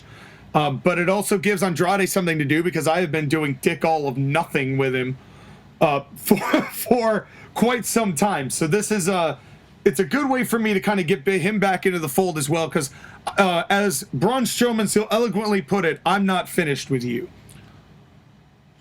Right, and this is, again, pairing him with a younger wrestler who can take more of the bumps and do more of the things that Roode can't. Yeah. While giving Roode something new to do that's different. Yeah, and also, I wanted to say, I didn't have Roode do the spine buster, and there's a reason for that. And I just want you to keep that in mind as the rest of the show develops, that I used the hammerlock DDT instead to signify and bond the friendship, as opposed to the alternative, and there's a good reason why the spine buster was not used at this moment. Which makes sense. Yes. So it's crew change time. So we rotate everything, we get a nice intermission, go get a burger, whatever the fuck. You get your hand stamped too. So like, you get your hand stamped, they know that you've already bought your ticket and you can go back in and blah blah blah. So we do that. We do the crew change, and then everybody comes back, and it is now time for match 5. Bryan Danielson versus Dean Ambrose. To have this match be 5th on the card. Now the story of this match, that goes to show how big this card is. The story of this match is that out of nowhere, in a match between Danielson and Shorty G, John Moxley came and then cut a promo saying that the only thing that people don't respect him in is the fact that he can pro wrestle. And he says, I'm going to show you all that I can be just as good of a pro wrestler as anybody else, and this is the place to do it. And the person I'm going to do it against is the best wrestler in the world today, Bryan Danielson. And we saw Dean Ambrose, as he's now known or renowned, beat Shorty G with Mostly Wrestling, and that's how Dean Ambrose got the win. But now, against the best in the world, allegedly, and it's worth noting that Danielson is not accompanied by Jim Cornette. And so is Danielson on his own. So Danielson is on his own, even though he is part of the cult. And of course, Jim Cornette cuts a very eloquent promo during the pre-show that, you can infer what I would say about all of these. I'm really just not going to do it today. Like, you just trust that they're all there. Right, plus you listen to one John Moxley promo, you listen to every John Moxley promo. Yeah, well, or Dean Ambrose. So, even, you've heard so many Jim Cornette promos from me. Trust me, there will be more, on other days. Who wins and how long? Now, keep in mind, the first block were all 10-minute time limit matches. This next block is all 15. Danielson and 12. It is a 9-minute match, and it's a hell of a 9-minute match because Ambrose is not on Bryan's level technically, but he is trying very hard to exchange holds and locks while getting in some punches, and you get the occasional punch to take an advantage, here and there, but people are noticing that Ambrose is really trying to wrestle Bryan Danielson, and Danielson is just one step better. He's smarmy, but he's not necessarily healing. He's not taking, he's not raking the eyes. He's not doing anything like that. And really, it's worth noting that Danielson never has in the time that he's been. It's mostly just been his arrogant, cocky self. Similar to what he was like when he first went to AEW. Just cocky. Just smarmy and that shit-eating grin on his face that makes him so good as a heel. And I mean, you could say that he's better than everybody, and you know that. yeah, well, you just wait. Just wait for that. Just wait. That's coming. But it's back and forth, and the crowd is really getting into Ambrose's effort. Like, they're going, wow, he actually really is trying here. So, and then, you know, there's a huge double arm DDT that Ambrose hits. It's a false finish, but it gets a big pop. Here's the finish. Ambrose gets Danielson in the bulldog choke, and he's got the choke in, and you know, the crowd is hot because of like, is it even possible that Danielson would tap out to Dean Ambrose? Well, Bryan Danielson takes his hands and does like a headstand and pops his head out from the choke. But he's still very worn out from being in the bulldog choke for what I would assume would be like 2 minutes. You know, there maybe be like a foot towards the rope and the roll back into the middle. You know, they milk that for some time. And but Danielson gets a headstand, gets out of it. Ambrose gets up and turns around, and as he turns around, Danielson, with his last ounce of strength, leaps up and hits the running knee, collapses basically on top of Ambrose, gets one arm over the top. 1, 2, 3. Bryan Danielson wins, but it was, you know, it was a hell of a matchup back and forth, better than it had any right to be, basically. And the final little piece of the puzzle here is that Ambrose gets up and he's looking hurt, and Danielson looks down at him and he extends his hand, and they actually shake hands, and there's a nice little moment. They do not hug, but they shake hands. You know, there's a sign of respect, and you know, Danielson, Friendship. yeah, and Danielson and Ambrose leave, and there's a nice little moment there from Danielson showing respect to Ambrose's effort. And no need for William Regal to come in and make an overcomplicated stable. Oh, yes. Yes, absolutely. So, your thoughts?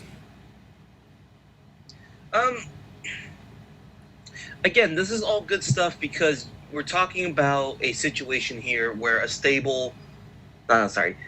We're talking about a match that, like, definitely I could see happening. I think it's good. Again, Ambrose is trying to prove that he can, in fact, wrestle, and he's got that dog in him. Bulldog, even. It's one of those things where, like, it's a trying to prove himself babyface story that people can get behind. Yeah, and Danielson is also going to be one of those guys where everybody knows that Danielson is a hell of a wrestler. You know, and you know, you go toe to toe, even in a losing effort, you've proven that you can go toe to toe with one of the best that wrestling's got. You know, and that, you know, whether I keep Ambrose after this or not, because to be fully, you know, transparent with the people there, originally what I had for this show was Punk versus Bryan. And unfortunately, because of what happened with Punk, I no longer could do that, so I did the last-minute hire of Moxley and went with this angle, but I think it worked out regardless. It works out because it tells the story pretty much the same way. The only thing is that match would have been fire. Yeah. Well, what can you do? It's, you know, circumstances are what they are. That you have to adjust. And that's how we adjusted. And I would be a lot more favorable of Dean Ambrose / Jon Moxley if this was the side of him we saw. Did CM Punk and Bryan Danielson ever interact with each other while they're in AEW? Not in AEW, no. But it's a shame unless we're all being worked. That's a shame. But can I just go ahead and just kill Tony Khan? I believe that we're in the midst of doing that via our booking. Yes, but like, okay, maybe not kill him. Maybe seriously maim. Well, let's see if he ever goes out to California. He's coming to San Francisco. Oh, there you go. Literally, the Revolution of March. Full disclaimer, Skylar Greenberg's actions are merely his own and not a reflection of the views and actions therein of Court Martial Podcast. But yes. What I would do to be locked in a room with Tony Khan for 5 minutes and have no repercussions. No guns, no knives, no cops. This sounds like what got Jim Cornette a restraining order from Russo. I mean, truthfully, Tony Khan is Vince Russo, just with an even bigger budget. But Tony Khan is Vince Russo with a budget and a drug problem. Yeah. The only thing you could accuse Vince Russo of being on was Jesus. But in any case, and that's not even a knock, that's just something that happens. But we've got another match. It is the final dish of justice. It is the last match for Titus O'Neil. It is Randy Orton with Jim Cornette versus Titus O'Neil. In the last match that Titus is cleared for, we saw the brawl with him and Orton when Titus revealed that he's allowed to wrestle one last match because of his neck that Orton put him away for. Titus was the world's champion, even though he never lost the belt. He just got, he got punted in the head and ruptured C4, and now his career has been not necessarily cut short, but he hasn't wrestled in a while, so this is the way I'm writing him off. One last stand. One last eating of haters for the Gator.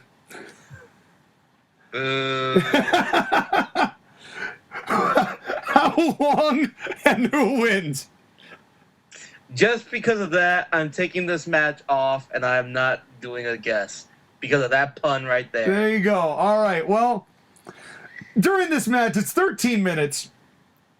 Jim Cornette does some healing, like kind of tripping Titus up occasionally, but the finish of this match, as that Titus has made a comeback, and Orton has obviously been focusing on the neck, that's an easy built-in story, and Titus O'Neil is getting a comeback, and he's now kind of in the corner. He's rearing up for his clash to the Titus, and Cornette grabs his foot, and when he grabs his foot, Titus just kind of shoves Jim off and pushes him back. And as Titus turns around, RKO out of nowhere, cover 1-2 kick out.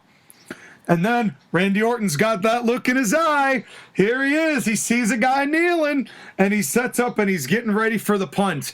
And he looks to load up, maybe to end the career and maybe the life of Titus for good. He goes to run. Titus O'Neil dodges out of the way, hits a gigantic big boot to Orton, gets Orton back up, clash of the Titus, pin 1, 2, 3. And the crowd gets to celebrate his final moment in Madison Square Garden with a win, his last match of his career. Ooh. Yeah, that's right. And the crowd, the thank you, Titus, clap, clap, clap, clap, clap, all of that, and he gives all of that. But then, we're not finished here. Now, if you recall, Sky, another note I want to make is that this is Taz's last show because of the trade that we did with SCCG when JR was promoted to commissioner. So Taz is leaving after the show, but JR comes out now with Titus O'Neil. He's still in the ring, and JR comes in and he asks for a microphone, and they give it to him because he's commissioner, and he goes, Titus, I'm super glad that you got this moment. I'm glad that you were able to come back one last time and be a part of ACPW, but we got ourselves a problem, Titus. And that problem is ACPW ain't willing to let you leave yet. Because right here in my hands is a contract. And we want to keep you in ACPW to join the commentary table. You are a world's champion. You are the most stand-up guy we know. And we would be honored if you would stay with ACPW and join our announce table with Matt Stryker. ACPW loves you. ACPW needs you. And Titus, yay, sign the contract. And Titus looks at it. He hears all of that, quickly signs it, gives it back to JR, and the crowd goes crazy. Titus O'Neil is staying, and he's going to be our replacement for Taz, which I think is a good way to kind of keep Titus involved. He can talk, and I think that would be a good place for him. Now he can stay a part of it, but he's not obligated necessarily to wrestle when his body won't allow for it. I like how you and me had two different angles for replacing our commentary teams.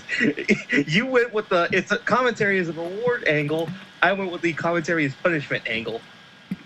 Now, I didn't make this happen just because you did your angle. I've had this plan in the works for a while.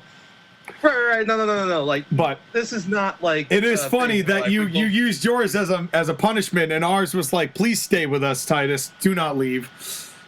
Well, I mean, again, part of the punishment is that you have to work with Weenie Shire Cole. True. And working with Matt, well, is working with Matt Stryker really that different? Well, the difference is that Mike Stryker is not Michael Cole. Well, that you have a point there. You have a point. But at least this gives Titus kind of that position that like Ernie Ladd was in or in Mid-South, you know, like that kind of space where he can provide commentary, but also, you know, a perspective from a former world's champion. It gives credibility to the announce table in the same way that Taz did. You know, that this is a guy who can speak from, I'm sounding like Collinsworth. Now, here's a guy who can speak. Now, here's a guy who can speak his ass off, former world's champion, knows how to play the game of football. And and doesn't he have a beautiful head scissors takedown? Yeah, well, Titus, I don't know, but again, we make fun of it, but Chris Collinsworth is one of the best announcers. I love Chris Collinsworth. You cannot get me to hate Chris Collinsworth. I love him very much. In the same way I love Titus, and this whole thing with Titus, just to kind of put a bow on this, I always believed that Titus was world championship material, but he never got the chance to show it. Considering how beloved he is as a human being, you had something with that. You could have used that to make a wonderful babyface that he may not be the John Cena to carry your company, be the massive draw, but he's somebody that could have been somebody you could put in that position once or twice and people would have accepted it. And it's just a shame that it went the way it did. I wanted to just prove it could be done using something that's very real from Titus O'Neil, and having him on the commentary table is just, you know, it has to come to an end because Titus is by and large retired. But it keeps him around the business. It allows you to continue to use him. So if you want to book him in future angles, you can. Right. And it also frees up a slot on your roster for somebody else. But more importantly, again, you talk to anybody in wrestling, Titus O'Neil is one of the guys that you want to be friends with no matter what, because he's such a great person. Yeah. It's a shame that Vince got so offended at him when he was just making a joke at the whole Roman Reigns cancer deal, because, you know, he was actually going to ride in a wave of momentum at that time that got completely derailed because of that little incident. And I will always wonder what might have been with Titus O'Neil had the circumstances been just a little bit different. Well, all we know is that Hulk Hogan ain't Little John, ho. That's right. Titus O'Neil made hosting pretty much all of the previous WrestleManias worth it. The thing with Hogan there, his expression after the Firefly Funhouse match, it's like there are more Titus O'Neil moments of me loving that human being. You know, you cannot get me to hate Titus O'Neil. I'm so glad he got, you know, that humanitarian award that they gave him. You know, the guy is just such a good-hearted dude. You know, and I will always have a deep respect for Titus O'Neil. Plus, again, it's Randy Orton. He's bulletproof. Yeah, oh, yeah. Yeah, I'm not even worried about that. The fact that we sold Orton putting him away for 6 months, you know, with the punt, he's fine. He's totally fine. But except for the part where Randy Orton may never wrestle again. Well, yeah. Which, yeah. We'll get into that next year. We'll get into that next year. Yeah, we'll get into that in the draft, because I kind of want to do to him what I did with Punk. Because I'd allow it. Because I don't want to necessarily, he may not necessarily wrestle, but he may still appear as part of the cult. So I mean, at the end of the day, Randy Orton is a bounty hunter. You can just have him do RKOs and just punts all day. Yeah, and literally, it'd be great for Orton's like part-time schedule anyway. Show up, punt, leave, get beaten, show up, punt, leave, rinse, repeat. You know, I have Lesnar, but that's not what I'm using Lesnar for. But shit, you can use Orton as him. Right, because Orton is in many ways kind of a better Lesnar, because the RKO and punt literally come out of nowhere. Yeah. But the only thing worse than coming out of nowhere is not being able to leave the place you're at. And that is where we are, because match 7 is the ACPW Women's Championship Steel Cage match. It is Shayna Baszler versus Dr. Britt Baker, DMD. If you recall, Sky, a couple episodes ago of ACPW television, Dr. Britt Baker had pulled and dislocated the jaw of Shayna Baszler. She had it wired shut, but still wanted to wrestle Dr. Britt Baker for her championship, but said she didn't want the posse of Reba and Jamie in the way. Hence, this match was made. We have got the note that Shayna Baszler just had the wiring removed for her jaw, which was wired shut 24 hours prior to this match. So it is still very fresh in Shayna Baszler as far as her recovery is concerned. Who wins? How long? Shayna Baszler by pinfall in 12 minutes. No, wait. Submission in 12 minutes. Okay, well, it was a good... I'm glad you revised it, because that is technically correct, but the time is not, and I'll tell you why. I went shorter with this one, not because I didn't want a longer match, but because there's a reason for how this all plays out, why the match is shorter. It only goes 7. Bell to bell. Okay. The reason is Dr. Britt Baker comes out alone when she comes down and gets into the cage, and she looks all, intimidated, trying to act tough. And everyone's like, well, where's Reba and Jamie? Like, where did they go? Shayna Baszler comes down to the ring, and as she's getting on the way down, she gets jumped by Reba and Jamie, who come down, from the back and start beating the piss out of her. And it's it's an assault on the outside, and they're beating her down, They throw her in the cage, and throw her face in the cage, and then they roll her into the ring, and, the cage is shut. Now, keep in mind, there's a roof on our steel cage, because no one gets in and no one gets out. And so the cage gets shut, and Reba and Jamie are on the outside, which they're allowed to be.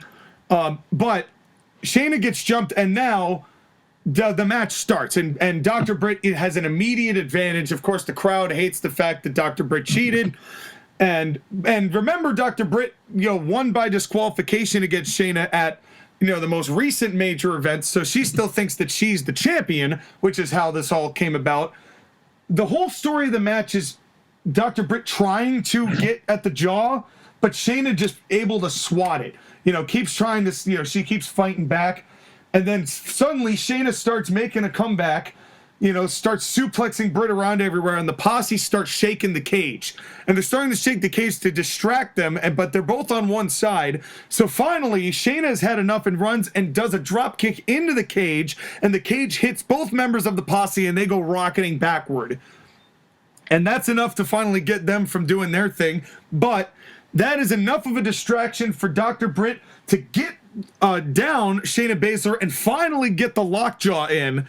And you can hear Shayna screaming as she's got the lockjaw and she's pulling that jaw down. But Shayna Baszler is a tough girl. She grabs the hand that's in her jaw and pulls it out and up and over her head. And Shayna pulls it down. Now face first is Dr. Britt on the ground. Shayna pulls her head down, wrenches in the rear naked choke, and flips around, turns her over, completely exposed, but Shayna makes sure that she's got a shoulder up so she's not going to get pinned. Dr. Britt has nowhere to go and taps. Shayna Baszler wins, but not after some shenanigans in the cage, but still no one got in, no one got out, and Shayna Baszler beats back Dr. Britt Baker's plan.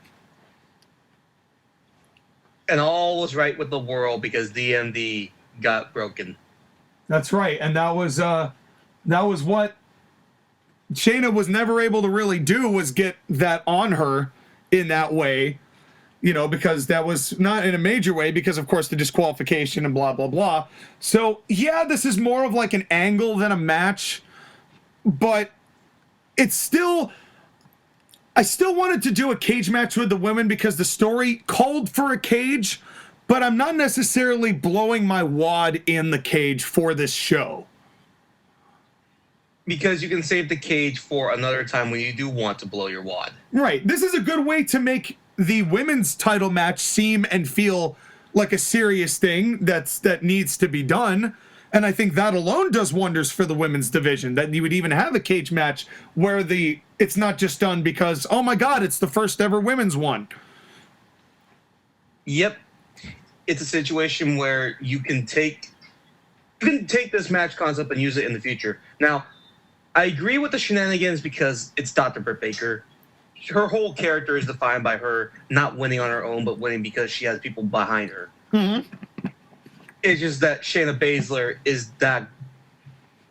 If Shayna Baszler was presented the way that she was in NXT, in the way that WWE is, she would be on par with the other horsewomen, Bianca, Rhea, and Ronda. Without a doubt. Without a doubt.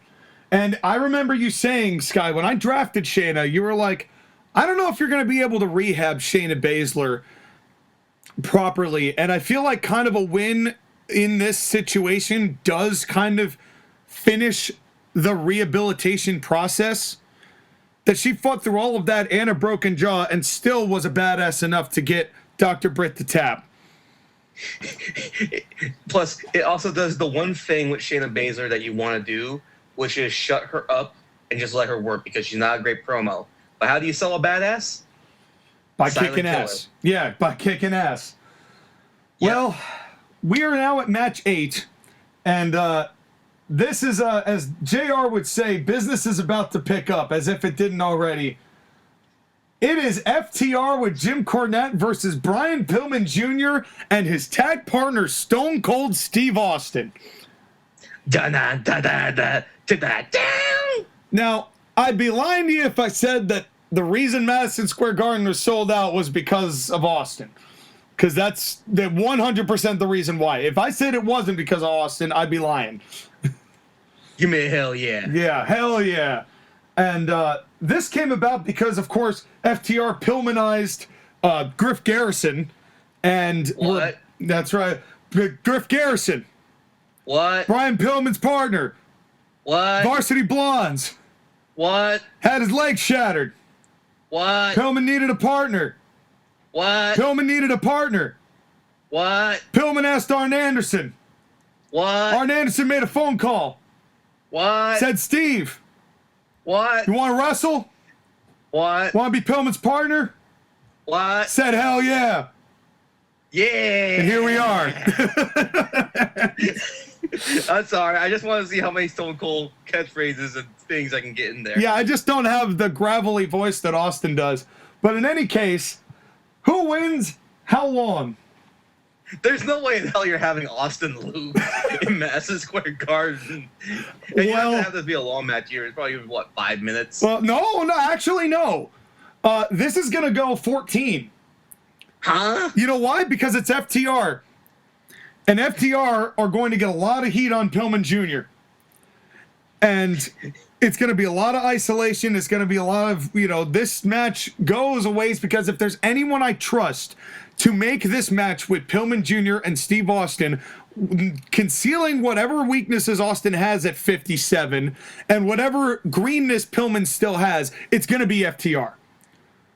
Well, I mean, naturally, but still, that's a long time to build a hot tag. Well, again, it's FTR, so. Well, Pillman's still going to get some stuff in the beginning, and he's still going to look good, and that's going to be, that's a big part of it. But Pillman Jr. obviously gets the heat.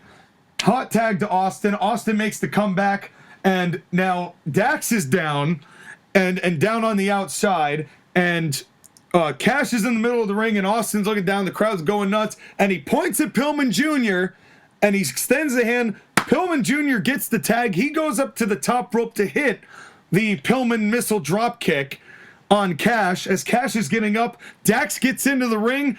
And the second that happens, stunner to Dax from Steve Austin. Pillman Jr. hits the missile drop kick on the Cash. Pillman pins Cash. 1, 2, 3. Pillman is the one who gets the pinfall, but we still get the stunner from Austin that gets the crowd to go ballistic. But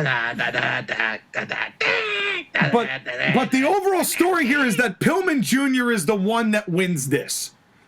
Because the whole thing with Austin is that there has to be somebody getting over regardless. There has to be someone who's getting a rub from the presence of Austin beyond Austin, which is one of the things that I don't and didn't like about WrestleMania 38. And that's no knock on Steve, because that's what Steve is there to do.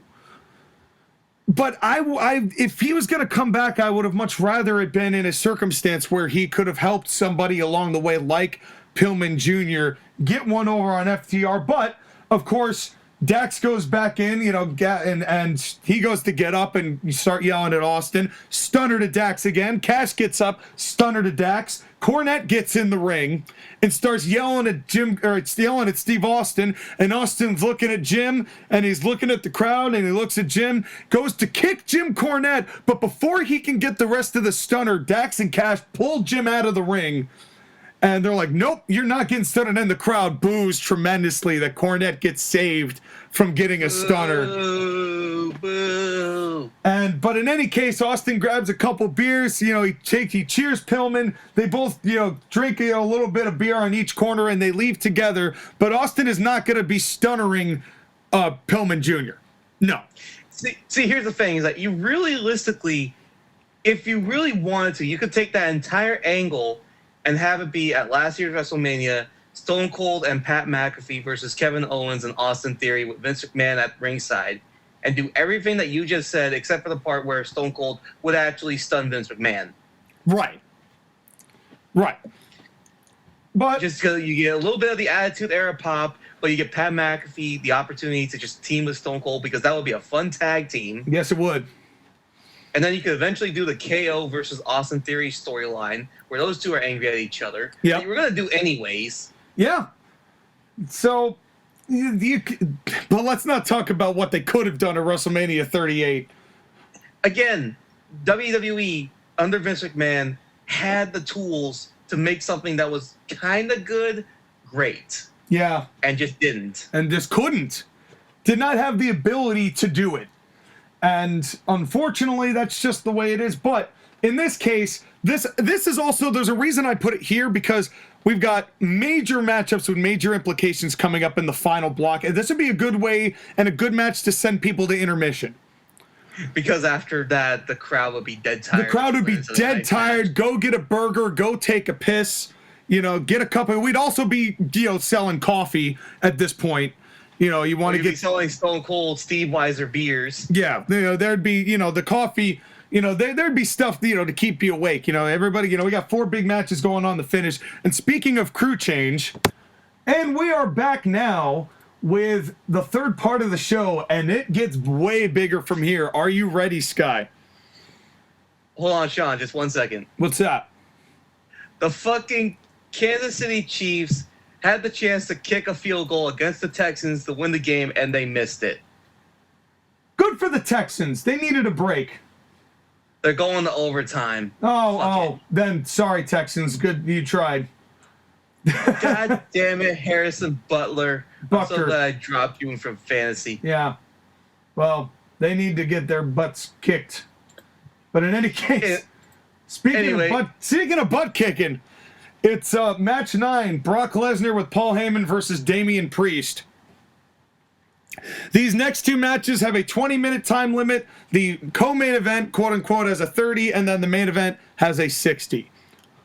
No way in hell this match is going 20. No way in hell this match is going 10. I'm going to say 4 minutes. Well, Priest... And to answer your question, I like Damian Priest. I really do. But do you give him the push over Brock Lesnar? Part of me still thinks you're going to put Brock over. For those of you who recall, what happened was there was a match that went like 6 minutes or whatever it was, 6 to 9. That was Brock and Damian Priest on a regular episode of ACPW. Damian Priest put in a hell of an effort, but Brock won at the last second. Then CM Punk talked to Damian Priest about how close he was to beating Brock when Punk and Brock were feuding, and Damian Priest cost Brock Lesnar his match against CM Punk, which led to what you see here today. Well, Priest takes Lesnar off guard to start the match, and Priest gets some advantage. Brock's taking some bumps. He's not there, but Heyman gets enough of a distraction, in the outside when Damian Priest and Lesnar are getting a little bit of hoo-hey for a little bit to give Brock the advantage. And Brock takes advantage, and then Paul Heyman goes, no. You show him the mistake he made. Make him suffer for as long as you want.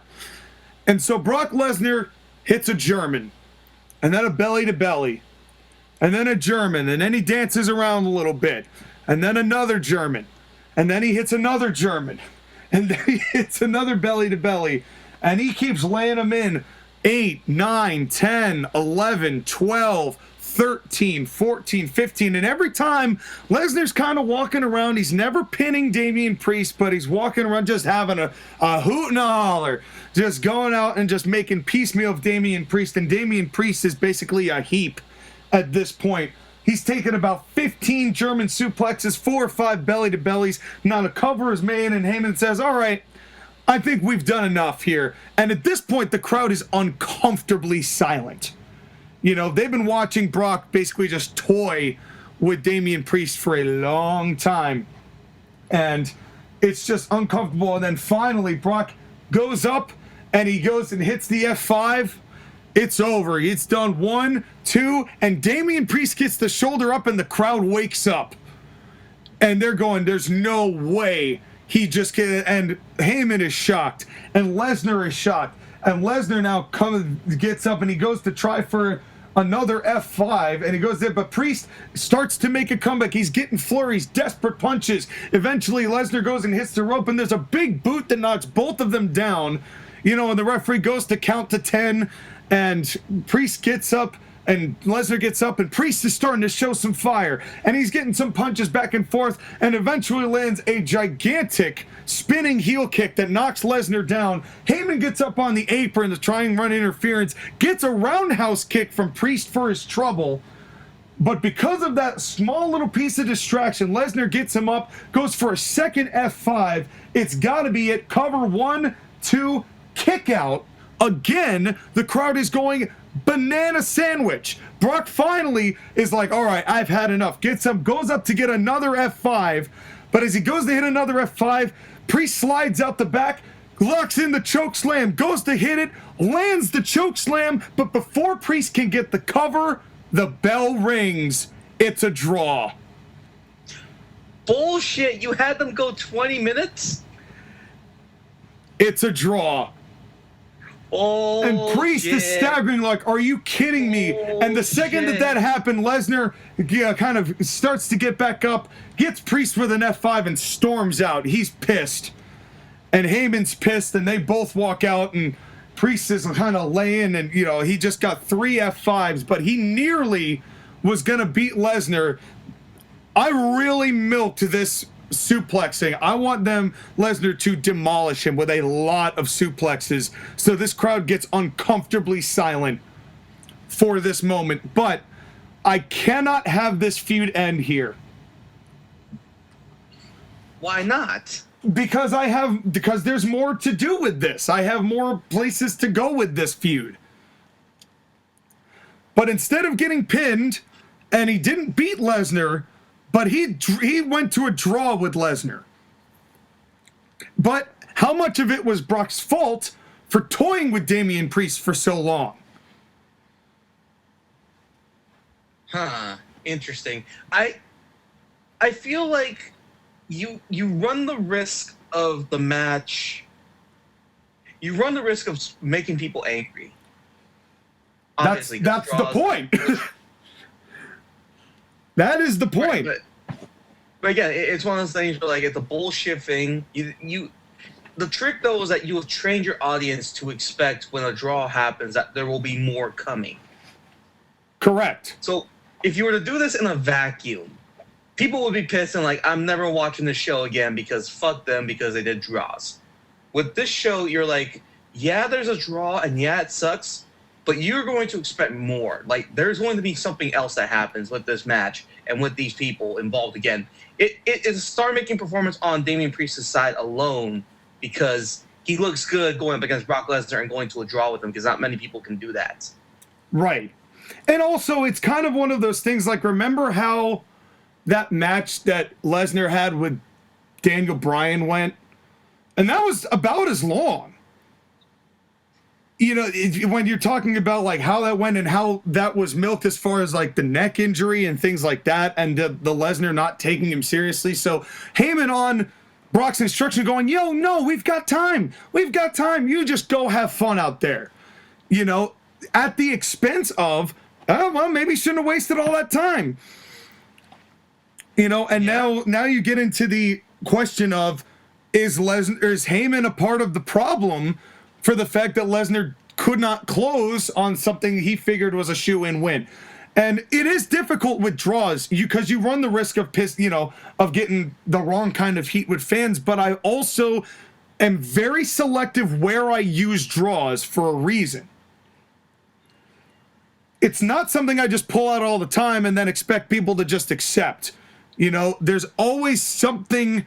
There's always a reason why I'm building. Like you said, I'm always building to something with a draw. It's not like they go to a draw and then you just never see those two interact again. Huh. Again, when you make sense of that in that way, then it makes sense. It's... Sean, how long have you been doing this? What's that?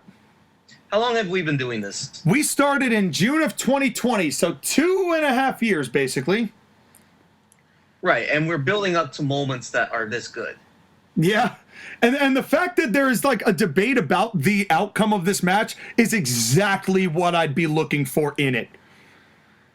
That's exactly the kind of reaction that a finish like this is supposed to enact in you. That's what it's supposed to drum up, is like, well, that's what happened here? Like, how did that work? That's exactly the kind of reaction you need for something like this. And like you said, this would be the star-making performance of Damian Priest.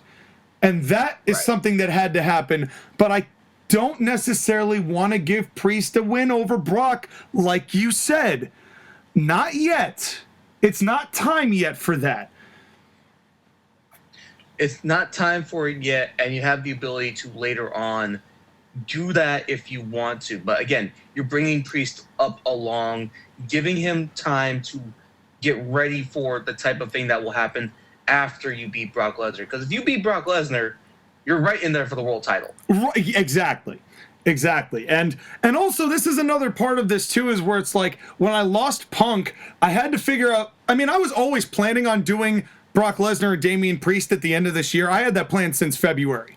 That was the goal when I drafted Damian Priest, was get this match on a major card. So this was the goal, but the whole conduit through Punk really was perfect, because when Punk had to be dropped out of the equation, it still was a seamless transition for something for Brock to do for it.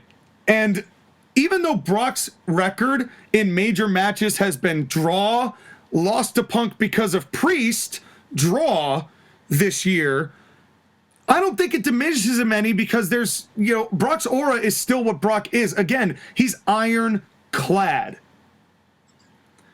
Right, we've used the term bulletproof many times, but Brock Lesnar may be the only person that's missile-proof. Yeah, seriously. Yeah, seriously. So that's how that goes. But we're in the final 3 matches, and it is now time for the ACPW Tag Team Championship. It is titles versus career. It is wrestling's finest, the Tag Team Legend Killers, Bobby Fish and Kyle O'Reilly, versus the Briscoes. Are they about to retire their 3rd set of tag teams? Who wins? How long? Okay, this is tough, but I have to think you're going to go with the Chicken Farmers in 10 minutes. This is another longer match. I gave it 13.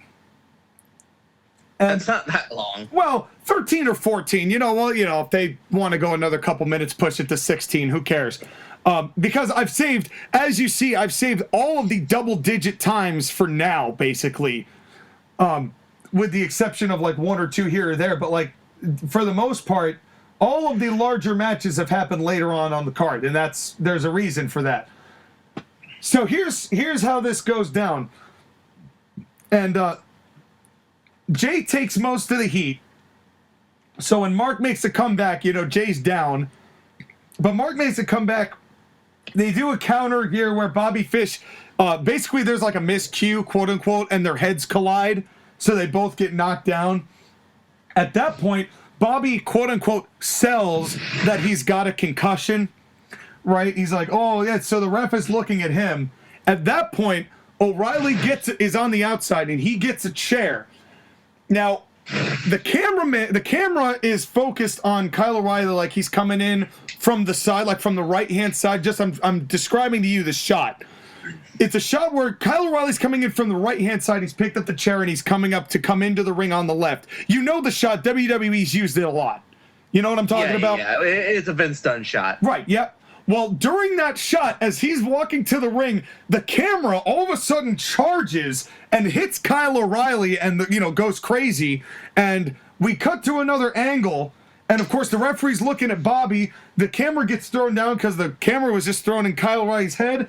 The hood gets thrown off. It's Adam Cole. He does Adam Cole, baby! And he sprints into the crowd and runs up and out. Bobby, who is selling this concussion, immediately jumps up, revealing that he was just faking that he had a concussion because he was expecting the chair thing to work. And he's going, he's like, oh, you son of a bitch. And that was a poor thing to do because it gives enough time for Mark to tag in Jay, who gets Bobby, who's back up a little bit more, kicks Bobby, hits him with the Jay Driller, gets him in perfect position for Mark to hit his senton. Jay Briscoe pins Bobby Fish. 1, 2, 3. The Briscoes have won the ACPW Tag Team Championships. Yay! And we have not lost our third legendary tag team. The Briscoes are able to do it. Finally, especially because we don't know the fate of either of wrestling's finest going forward. True, but again, it gets the whole thing of actually any of wrestling's finest for that matter. Yeah. Yeah. Like the only one that's still wrestling right now is Bobby Fish, but he's wrestling in Impact, so is that wrestling? Yeah, it's kinda. It's kinda wrestling. When they're not solving a mystery at a murder. Yeah, oh, God damn. Well, but in any case, this is something, I wanted to build the fact that they were trying to make a habit of basically wiping tag teams off the face of the earth, but some tag team was going to have to come back and put it in wrestling's finest face, and this was the team I chose, because the Briscoes, even at their age, they're just so damn good, and it's time. Again, we had the damn dirty Briscoes from the start, but I did the Briscoes damn dirty last year, basically where they weren't even on our television, but now this kind of gets them back into the business, back into the place that I think they should have been from the start. They've been a stalwart for our tag division, and it was time. It was time to take the titles off wrestling's finest, and further proves that Adam Cole's redemption tour is full steam ahead. Yep. well, again, here's the thing though. I'm happy for the Briscoes. The Briscoes are one of the most underrated tag teams just because of their personalities and who they are. Yeah. And they don't get respect as much as they should. Agreed. So again, I'm happy for the Briscoes getting this title. Again, we have no idea what's going on with Kyle O'Reilly, Bobby Fish, Adam Cole. Any of them. Any of them. It would not surprise me, honestly, if you didn't retain any of the four of them. Yeah, remember, they were like some of the top guys on my draft when we first did this, and it's amazing what 2.5 years can do. Well, 2.5 years or AEW. Yeah, well, that's the coincidence? I think not. But there was that match, so we do have a title change here, at least one. Now we get to the big stuff. It is Jeff Cobb with Jim Cornette versus Walter with Ludwig Kaiser and Arn Anderson. If Jeff Cobb wins, Arn Anderson is fired from ACPW, and he cannot launch his career anywhere else. He is go home and rot, as Cornette would say. And if Walter wins, Arn Anderson gets 5 solitary minutes alone in the ring with Jim Cornette. How long? Who wins? This is a 5-minute match. You're not going any longer with these two hosses, and you shouldn't. I honestly, given the temptation of what you are offering, I need to say Gunther or Walter in 5. So, it's going to be a little bit longer than that. It's going to be an 8-minute match, which is about the length that I've been giving them. which is enough to kind of keep things going, but I don't want this to be too short. But I also cannot have this go 12 minutes. Like, there's just no way, this has got to be on the shorter side. But Walter tells Kaiser to go to the back. He's like, don't worry, he's like, I got it. I'm not worried about it. Arn, he's got a stake in it, so he gets to stay. But, like, he's like, no, don't worry about it. I'll handle it. So after Ludwig does this weird entrance with that's Gunther / Walter. That's right. Ring general. That's great. Now leave. But as Walter is looking at Kaiser going down the ring, that's enough for Jeff Cobb to get the jump. And the match goes on, and it's exactly what you'd expect from these two. These guys going right at it, just hauling at each other. Here's the finish. Because Cobb obviously gets the jump and hits a surprisingly fast deadlift power slam. But Walter is able to kick out of that. And that's what's, and there's, and then the comeback, and Walter now getting back. It's back and forth, but Walter's still starting to build momentum. The camera cuts to a close-up. Again, this is another WWE shot of Arn Anderson, really like at the ringside, like cheering on Walter. And all of a sudden, you see Arn Anderson's face fill up with shock and pain. And another camera cuts, and Jim Cornette had scurried to the other side of the ring and low-blowed Arn Anderson while he was down, while he was cheering on. And Arn Anderson falls, and Jim scurries back around to the other side. The referee sees that Arn Anderson is down and looks over like, what the hell's going on? And Walter kind of looks the same way, and Cobb gets another, big clothesline, like a discus clothesline to knock Walter down. The referee's looking at Arn going like, what happened? Jim Cornette gets the racket, hands it to Jeff Cobb. Jeff Cobb takes the loaded racket, wham, hits it right over the head of Walter. And Walter no-sells it. And he's just got the racket basically around his neck, and he's just staring at Cobb. And Cobb's like, oh no, like, wait.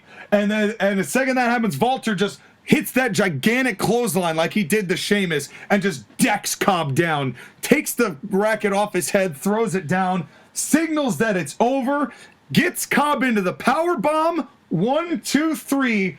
Walter wins again. The ring general wins. And now we now see Jim Cornette, the look of fear over his face. Like, uh-oh. So he starts running and vaulting. And now, keep in mind, now members of the cult want to come in and try to stop this, but a flurry of baby faces come in and kind of hold the heels at bay, making sure they can't get involved with this. So there's a lot of people making sure Jim can't escape, but he keeps trying. His arms in the ring, kind of rubbing his hands, getting ready for it. And Jim finally is able to, like, slide out, even though Arn is trying to, like, punch at him. Tries to leave up the ramp. Jim Cornette's getting up the ramp. Da-da-da-da-da-da. And Austin comes charging down from the ring, from the ramp, and Cornette runs back into the ring seeing Austin. Austin gets into the ring, and Jim Cornette realizes he is marooned on an island between Arn Anderson and Stone Cold Steve Austin. And Jim looks at both of them, tries to run, kind of at a neutral corner. Arn Anderson grabs Jim, turns him around, right hand from Arn, stunner from Steve Austin on Jim Cornette. Jim Cornette, dazed, turns around, double A spine buster. And the crowd finally gets to see Jim Cornette get properly dealt with as Austin gets more beers, cheers Arn Anderson, they drink the beer, and before Austin is about to stun Arn's like, oh, nope, kind of points at Austin, winks at him, and rolls out of the ring, and Austin is able to kind of cheer himself, because I really don't want Austin stunnering a babyface. I really don't. Let the Austin moment be the Austin moment. He still gets to cheer with the beard. He still gets to have that moment over the corpse of Jim Cornette. And this is the really big send the crowd. You got your money's worth here tonight with some well-deserved comeuppance. So that's why you didn't have Austin do the stunner to Cornette earlier in the show. Correct. That's also why you didn't have anybody else do a spine buster except for Arn Anderson. Correct. May I make one modification to the segment? Maybe. When all three of them are inside the ring, the steel cage that was used earlier gets lowered down. Now that would be something. That would be something, but that would be making the ring crew and the production truck in on it, which I don't necessarily want to do. I understand why you would do it, because then it would be like, oh snap, it's on. But because you would obviously have. What you could do is that you could have like the steel cage going down and the commentator's asking, what the hell's going on? And then you get a message like, according to Jim Ross, the steel cage is being lowered to make sure that the 5 minutes of the stipulation actually happened and Jim Cornette can't run away. Well, the only problem with that is that Jim leaving up the ramp, then Austin coming down, because Jim wouldn't, in that scenario, he wouldn't run back into the ring with Arn. He'd be trying to run like out into the crowd. But that's why like all the baby faces and the heels are there. So like I understand why you would want to do that as far as enforcing it with the cage, but I also don't want to overdo the cage either. I don't want to take away from the women by having it be a part of an angle here. Right, but it would also be convenient that the cage happens to be there, and it would be lowered in a situation that would be convenient for them to use it. It could. You definitely could go that route. For the purposes of what we did here today, there was no cage lowered, but you definitely could go that route. But this is kind of a way to put a nice bow onto that whole thing as far as the Arn Anderson, Jim Cornette thing. Having Steve Austin get his stunner on the Jim Cornette that was teased before but never quite got. That's just icing on this very well-made cake. Yeah. So it comes full circle with Stone Cold Steve Austin, and now you know what I've done with him. And you were so stunned, no pun intended, when I took him, but now you know how it was done. And Fist Fink, that was a fuck you pick too. Yeah. Yeah. Where you got angry for no reason and then just picked him for no reason. Well, no, it wasn't for no reason. I was driving home from a choir event one day, and I'm like, I was laughing as a joke. I was trying to do what I was doing with the Varsity Blondes, and I'm like, it'd be funny if Austin came in, and then I had the oh my God, I could have him team with Pillman Jr. and make the Hollywood Blondes again, and that one thing led to another, and here we are. Yep. But actually, you know what? Never mind. It was the Brock Lesnar was the fuck you pick because I took Otis Dozovic and planned on doing a stupid gimmick with him, and you wanted to make him serious, and you're like, you know what, fuck it, I'm getting Brock Lesnar because fuck you. Yeah, and then I got Otis and was able to do nothing with him. Because you realize, oh, this is not war for Brock Lesnar. Well, not when I've got so many other big hosses in the mix, like he just doesn't fit. It's right, Otis is just fat, he's not a hoss. Yeah, exactly. But speaking of a fight for the ages, it's time, Sky. It's time for the ACPW Heavyweight Championship. It's the main event. Cody Rhodes is the champion versus MJF. It's Cody's first match back since his torn pec, which we all found out in the final confrontation between MJF and Cody when they signed the contract on the last episode. He revealed it last week in the context of your show, so the pec is still torn, right? Well, the pec was no, he revealed the photo saying this is what I went through, why I didn't wrestle in the summer, why I wasn't here actively defending my belt. Well, here's why, because I was spending every day recovering from this. I'm cleared to wrestle, but barely here against MJF, even though MJF called him pampered and that he never struggled in his life, and this is where we've ended up. From the double turn in season 1, where MJF became a babyface and Cody turned into this. Now we have got the rematch where Cody is the heel and MJF is the babyface vying for the World's Championship. How long? Who wins? This is a tough one again because I don't know what you plan on doing. I'm going to say MJF. And I'm going to say this is a shorter match. I don't imagine you're going to go that long. I'm going to say 15 minutes. Well, you would be wrong. Because this match is very long. This match is 28 minutes. Figures. It's the world title. I have, with the exception of Priest and Lesnar, I really haven't had a monstrously long match, and I'm saving it for the main event because of that, just how much story is behind this. Now, it's worth noting, MJF comes in, he's just wearing his scarf. That's basically all he brought to the ring. Oh, and his, obviously his trunks. But he's not naked. He's not naked. He's obviously, he's in his gear. But like the only additional adornment on his body is the scarf. Cody comes out and he's got an eloquent robe and a crown and a ring on his finger, and and obviously Katie Forbes, who is looking like a slutty queen, and she does, but when this happens, Cody immediately, kind of kisses Katie, kind of gives her a pat on the butt, and then she walks away. She's not going to be at ringside for this. It's too personal. It's too personal. You don't want her to get hurt. Cody cares about Katie Forbes. As ridiculous as it is, Cody cares about his wife, Katie Forbes. And okay. So Cody comes down and, they fight. He gets into the ring. He takes the jacket off. He takes the ring off. And as he takes the ring off, there's a close-up of it. And the announcers make a point to note that the ring he's wearing is the Hall of Fame ring of his late father, Dusty Rhodes. He is known for multiple Hall of Fames all around the world for professional wrestling. He's left an imprint on professional wrestling everywhere. Cody doing that, is wearing that in homage to his father here tonight. Even though that has been kind of an interesting point of debate between these two from the start with Cody and MJF, but that's why he wore it.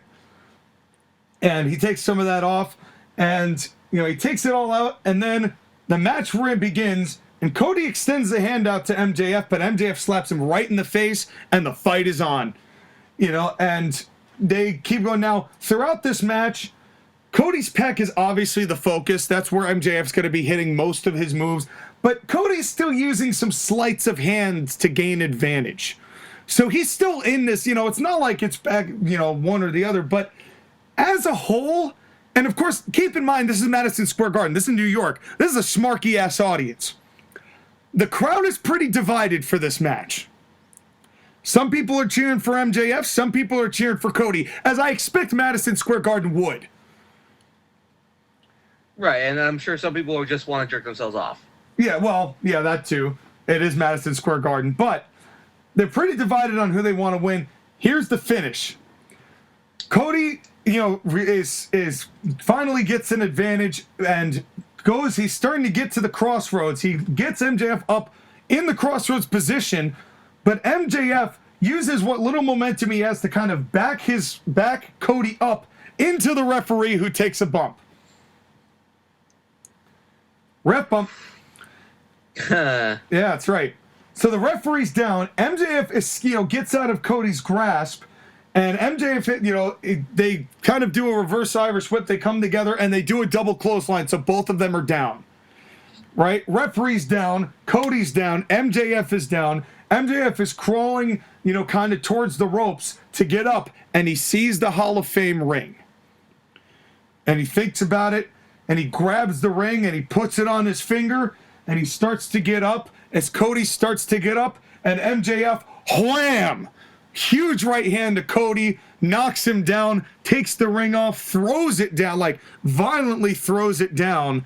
Cody then gets juice bad on his head. He's bleeding profusely, and MJF just kind of looks down at the stain with Cody Rhodes, and this devilish twinkle gets in his eye, and he gets the Salt of the Earth Fushwaga armbar, which does affect the pectoral, in its execution, and he's pulling it, and he's wrenching, and he's wrenching, and he's wrenching, and his eyes are getting more and more intense every time he wrenches, and Cody's bleeding, and he's screaming in pain, and the referee has kind of come to, and he's while looking at Cody, and Cody is screaming, and then he's fading, and he's fading, and he's fading, and the referee calls the bell because Cody has passed out in a bloody heap to the Salt of the Earth Fushwaga armbar. MJF is your ACPW heavyweight champion. But he's not done because he holds on to that salt of the earth even as Cody's passed out, and he's wrenching it harder and harder and harder and harder, and more referees are getting in the ring, and it finally takes 4 of them to basically pry the hands of MJF off. And he looks down at Cody and he grabs his heavyweight championship belt and he sniffs up and he just hawks a fat loogie in Cody Rhodes' face, and the crowd is booing MJF. And he holds the title up with that big-ass grin of like, I just fooled you all. I've just proven it to you all. And the chorus of boos to MJF with some chants for Cody are what ring through Madison Square Garden as Winter Warfare goes off the air. God damn it, Sean. Basically... I like to think that I booked the storylines that WWE should have booked. You booked the storyline that AEW should have done. Yeah, and... In fact, they did do that storyline. Well, kind of. I mean, the finish for this match was, will not lie, took it straight out of Bret versus Austin. As far as the passing out with in the pool of your own blood to the submission, took that straight out of the double turn playbook. But the thing I wanted to do here most, these two cannot help but bring out the best and the worst in each other. So from the first double turn 2 years ago to where they are now, it made sense for them to double turn again. And you just happened to get an out with Cody with the torn pec, and you're like, I can use the salt of the earth armbar, and use that as the thing that for the turn. It writes itself. Yeah, and the fact that Cody revealed, like, I have been busting my ass, and the visual of the torn pectoral that he's been fighting through, showing that he is an intense individual, a tough individual. You know, that's where that final promo really... There was a reason I started blurring the lines. And as far as MJF's heel turn is concerned, that started when he fought Danielson. Because if you recall, that finish was MJF, quote-unquote, accidentally punched Danielson in the balls when he hit the flying knee. And they said there was some debate about it, but now you could see that he probably did that on purpose, but the people loved him, so he knew he could get away with it. And here we are now, bringing this out. MJF is the world's champion. Cody is now, Cody is not in a good way, but is able to really make MJF the main eventer he deserves to be in a much more coherent way than the way he got there in AEW. And makes it true to what he is as a gimmick, because you've had MJF be a babyface, surprisingly a babyface for 2 years. A year and change, yeah. But I feel like that was to set up him being a heel. Because we all know MJF is a jerk. Yes. He was just a likable jerk at the beginning. Right.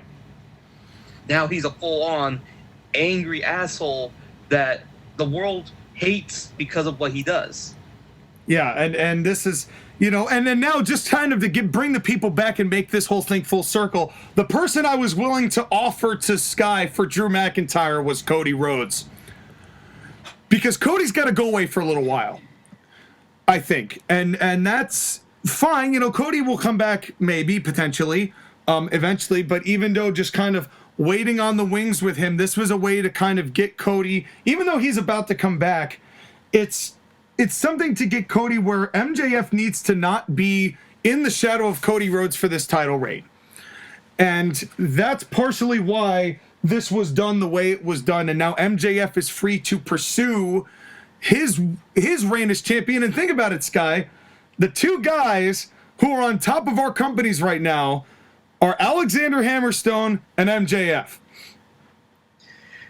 Yeah. It's ironic. So the dynasty is alive and well in our booking, but there's a reason for that. They are some of the best talent that is out there right now.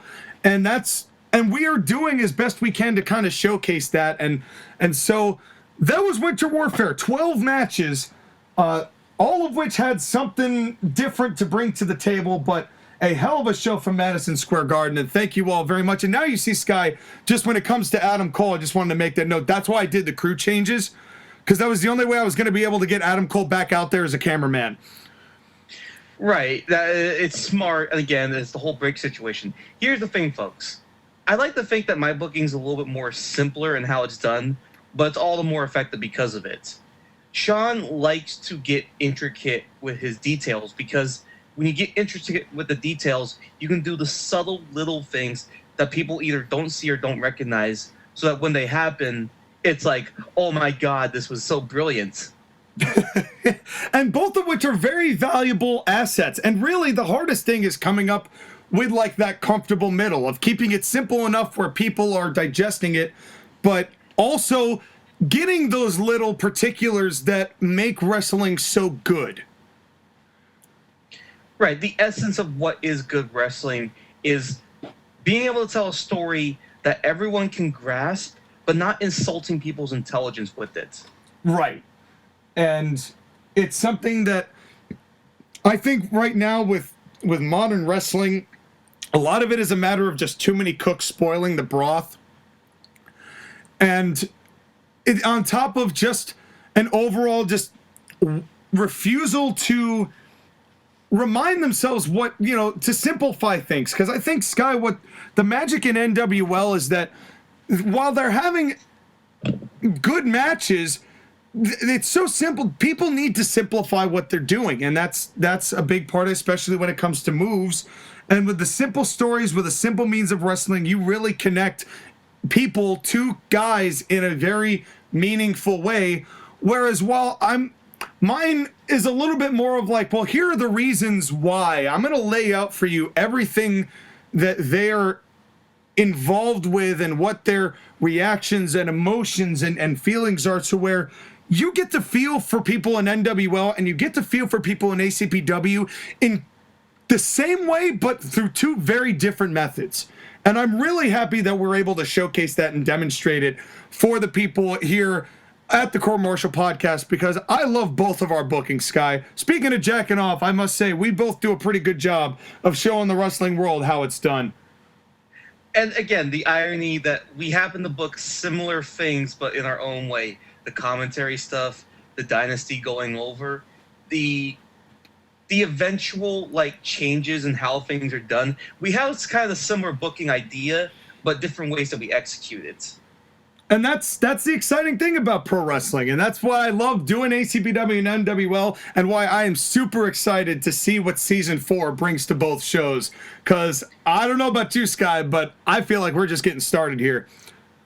Right, and but before we do that, we have one final show for the end of the year. And Sean, may I make a proposal for you? Please. Because December does not have a pay-per-view that we have to review from WWE, and because we've done so many classic pay-per-view reviews, I want to go back to the territory deep dive that we started earlier in the year. Okay. But, ladies and gentlemen, what that territory is going to be, you have to stay tuned and find out. That's right, folks. It's going to be a secret, but that secret will be revealed, and the only way you know how is to like, share, subscribe, hit that bell button, switch it to all, because we got that show and the Grapplys, folks, both of which you're not going to want to miss, but we can't get to them unless we take our first commercial break. Sky, A+ all around. Loved your show, love what we do, and a great end to Season 3. It is. Season 3 has been the best so far, but I'm looking forward to Season 4 even more. Me too, folks. And until then, thank you all for joining us, and we will be right back right after this.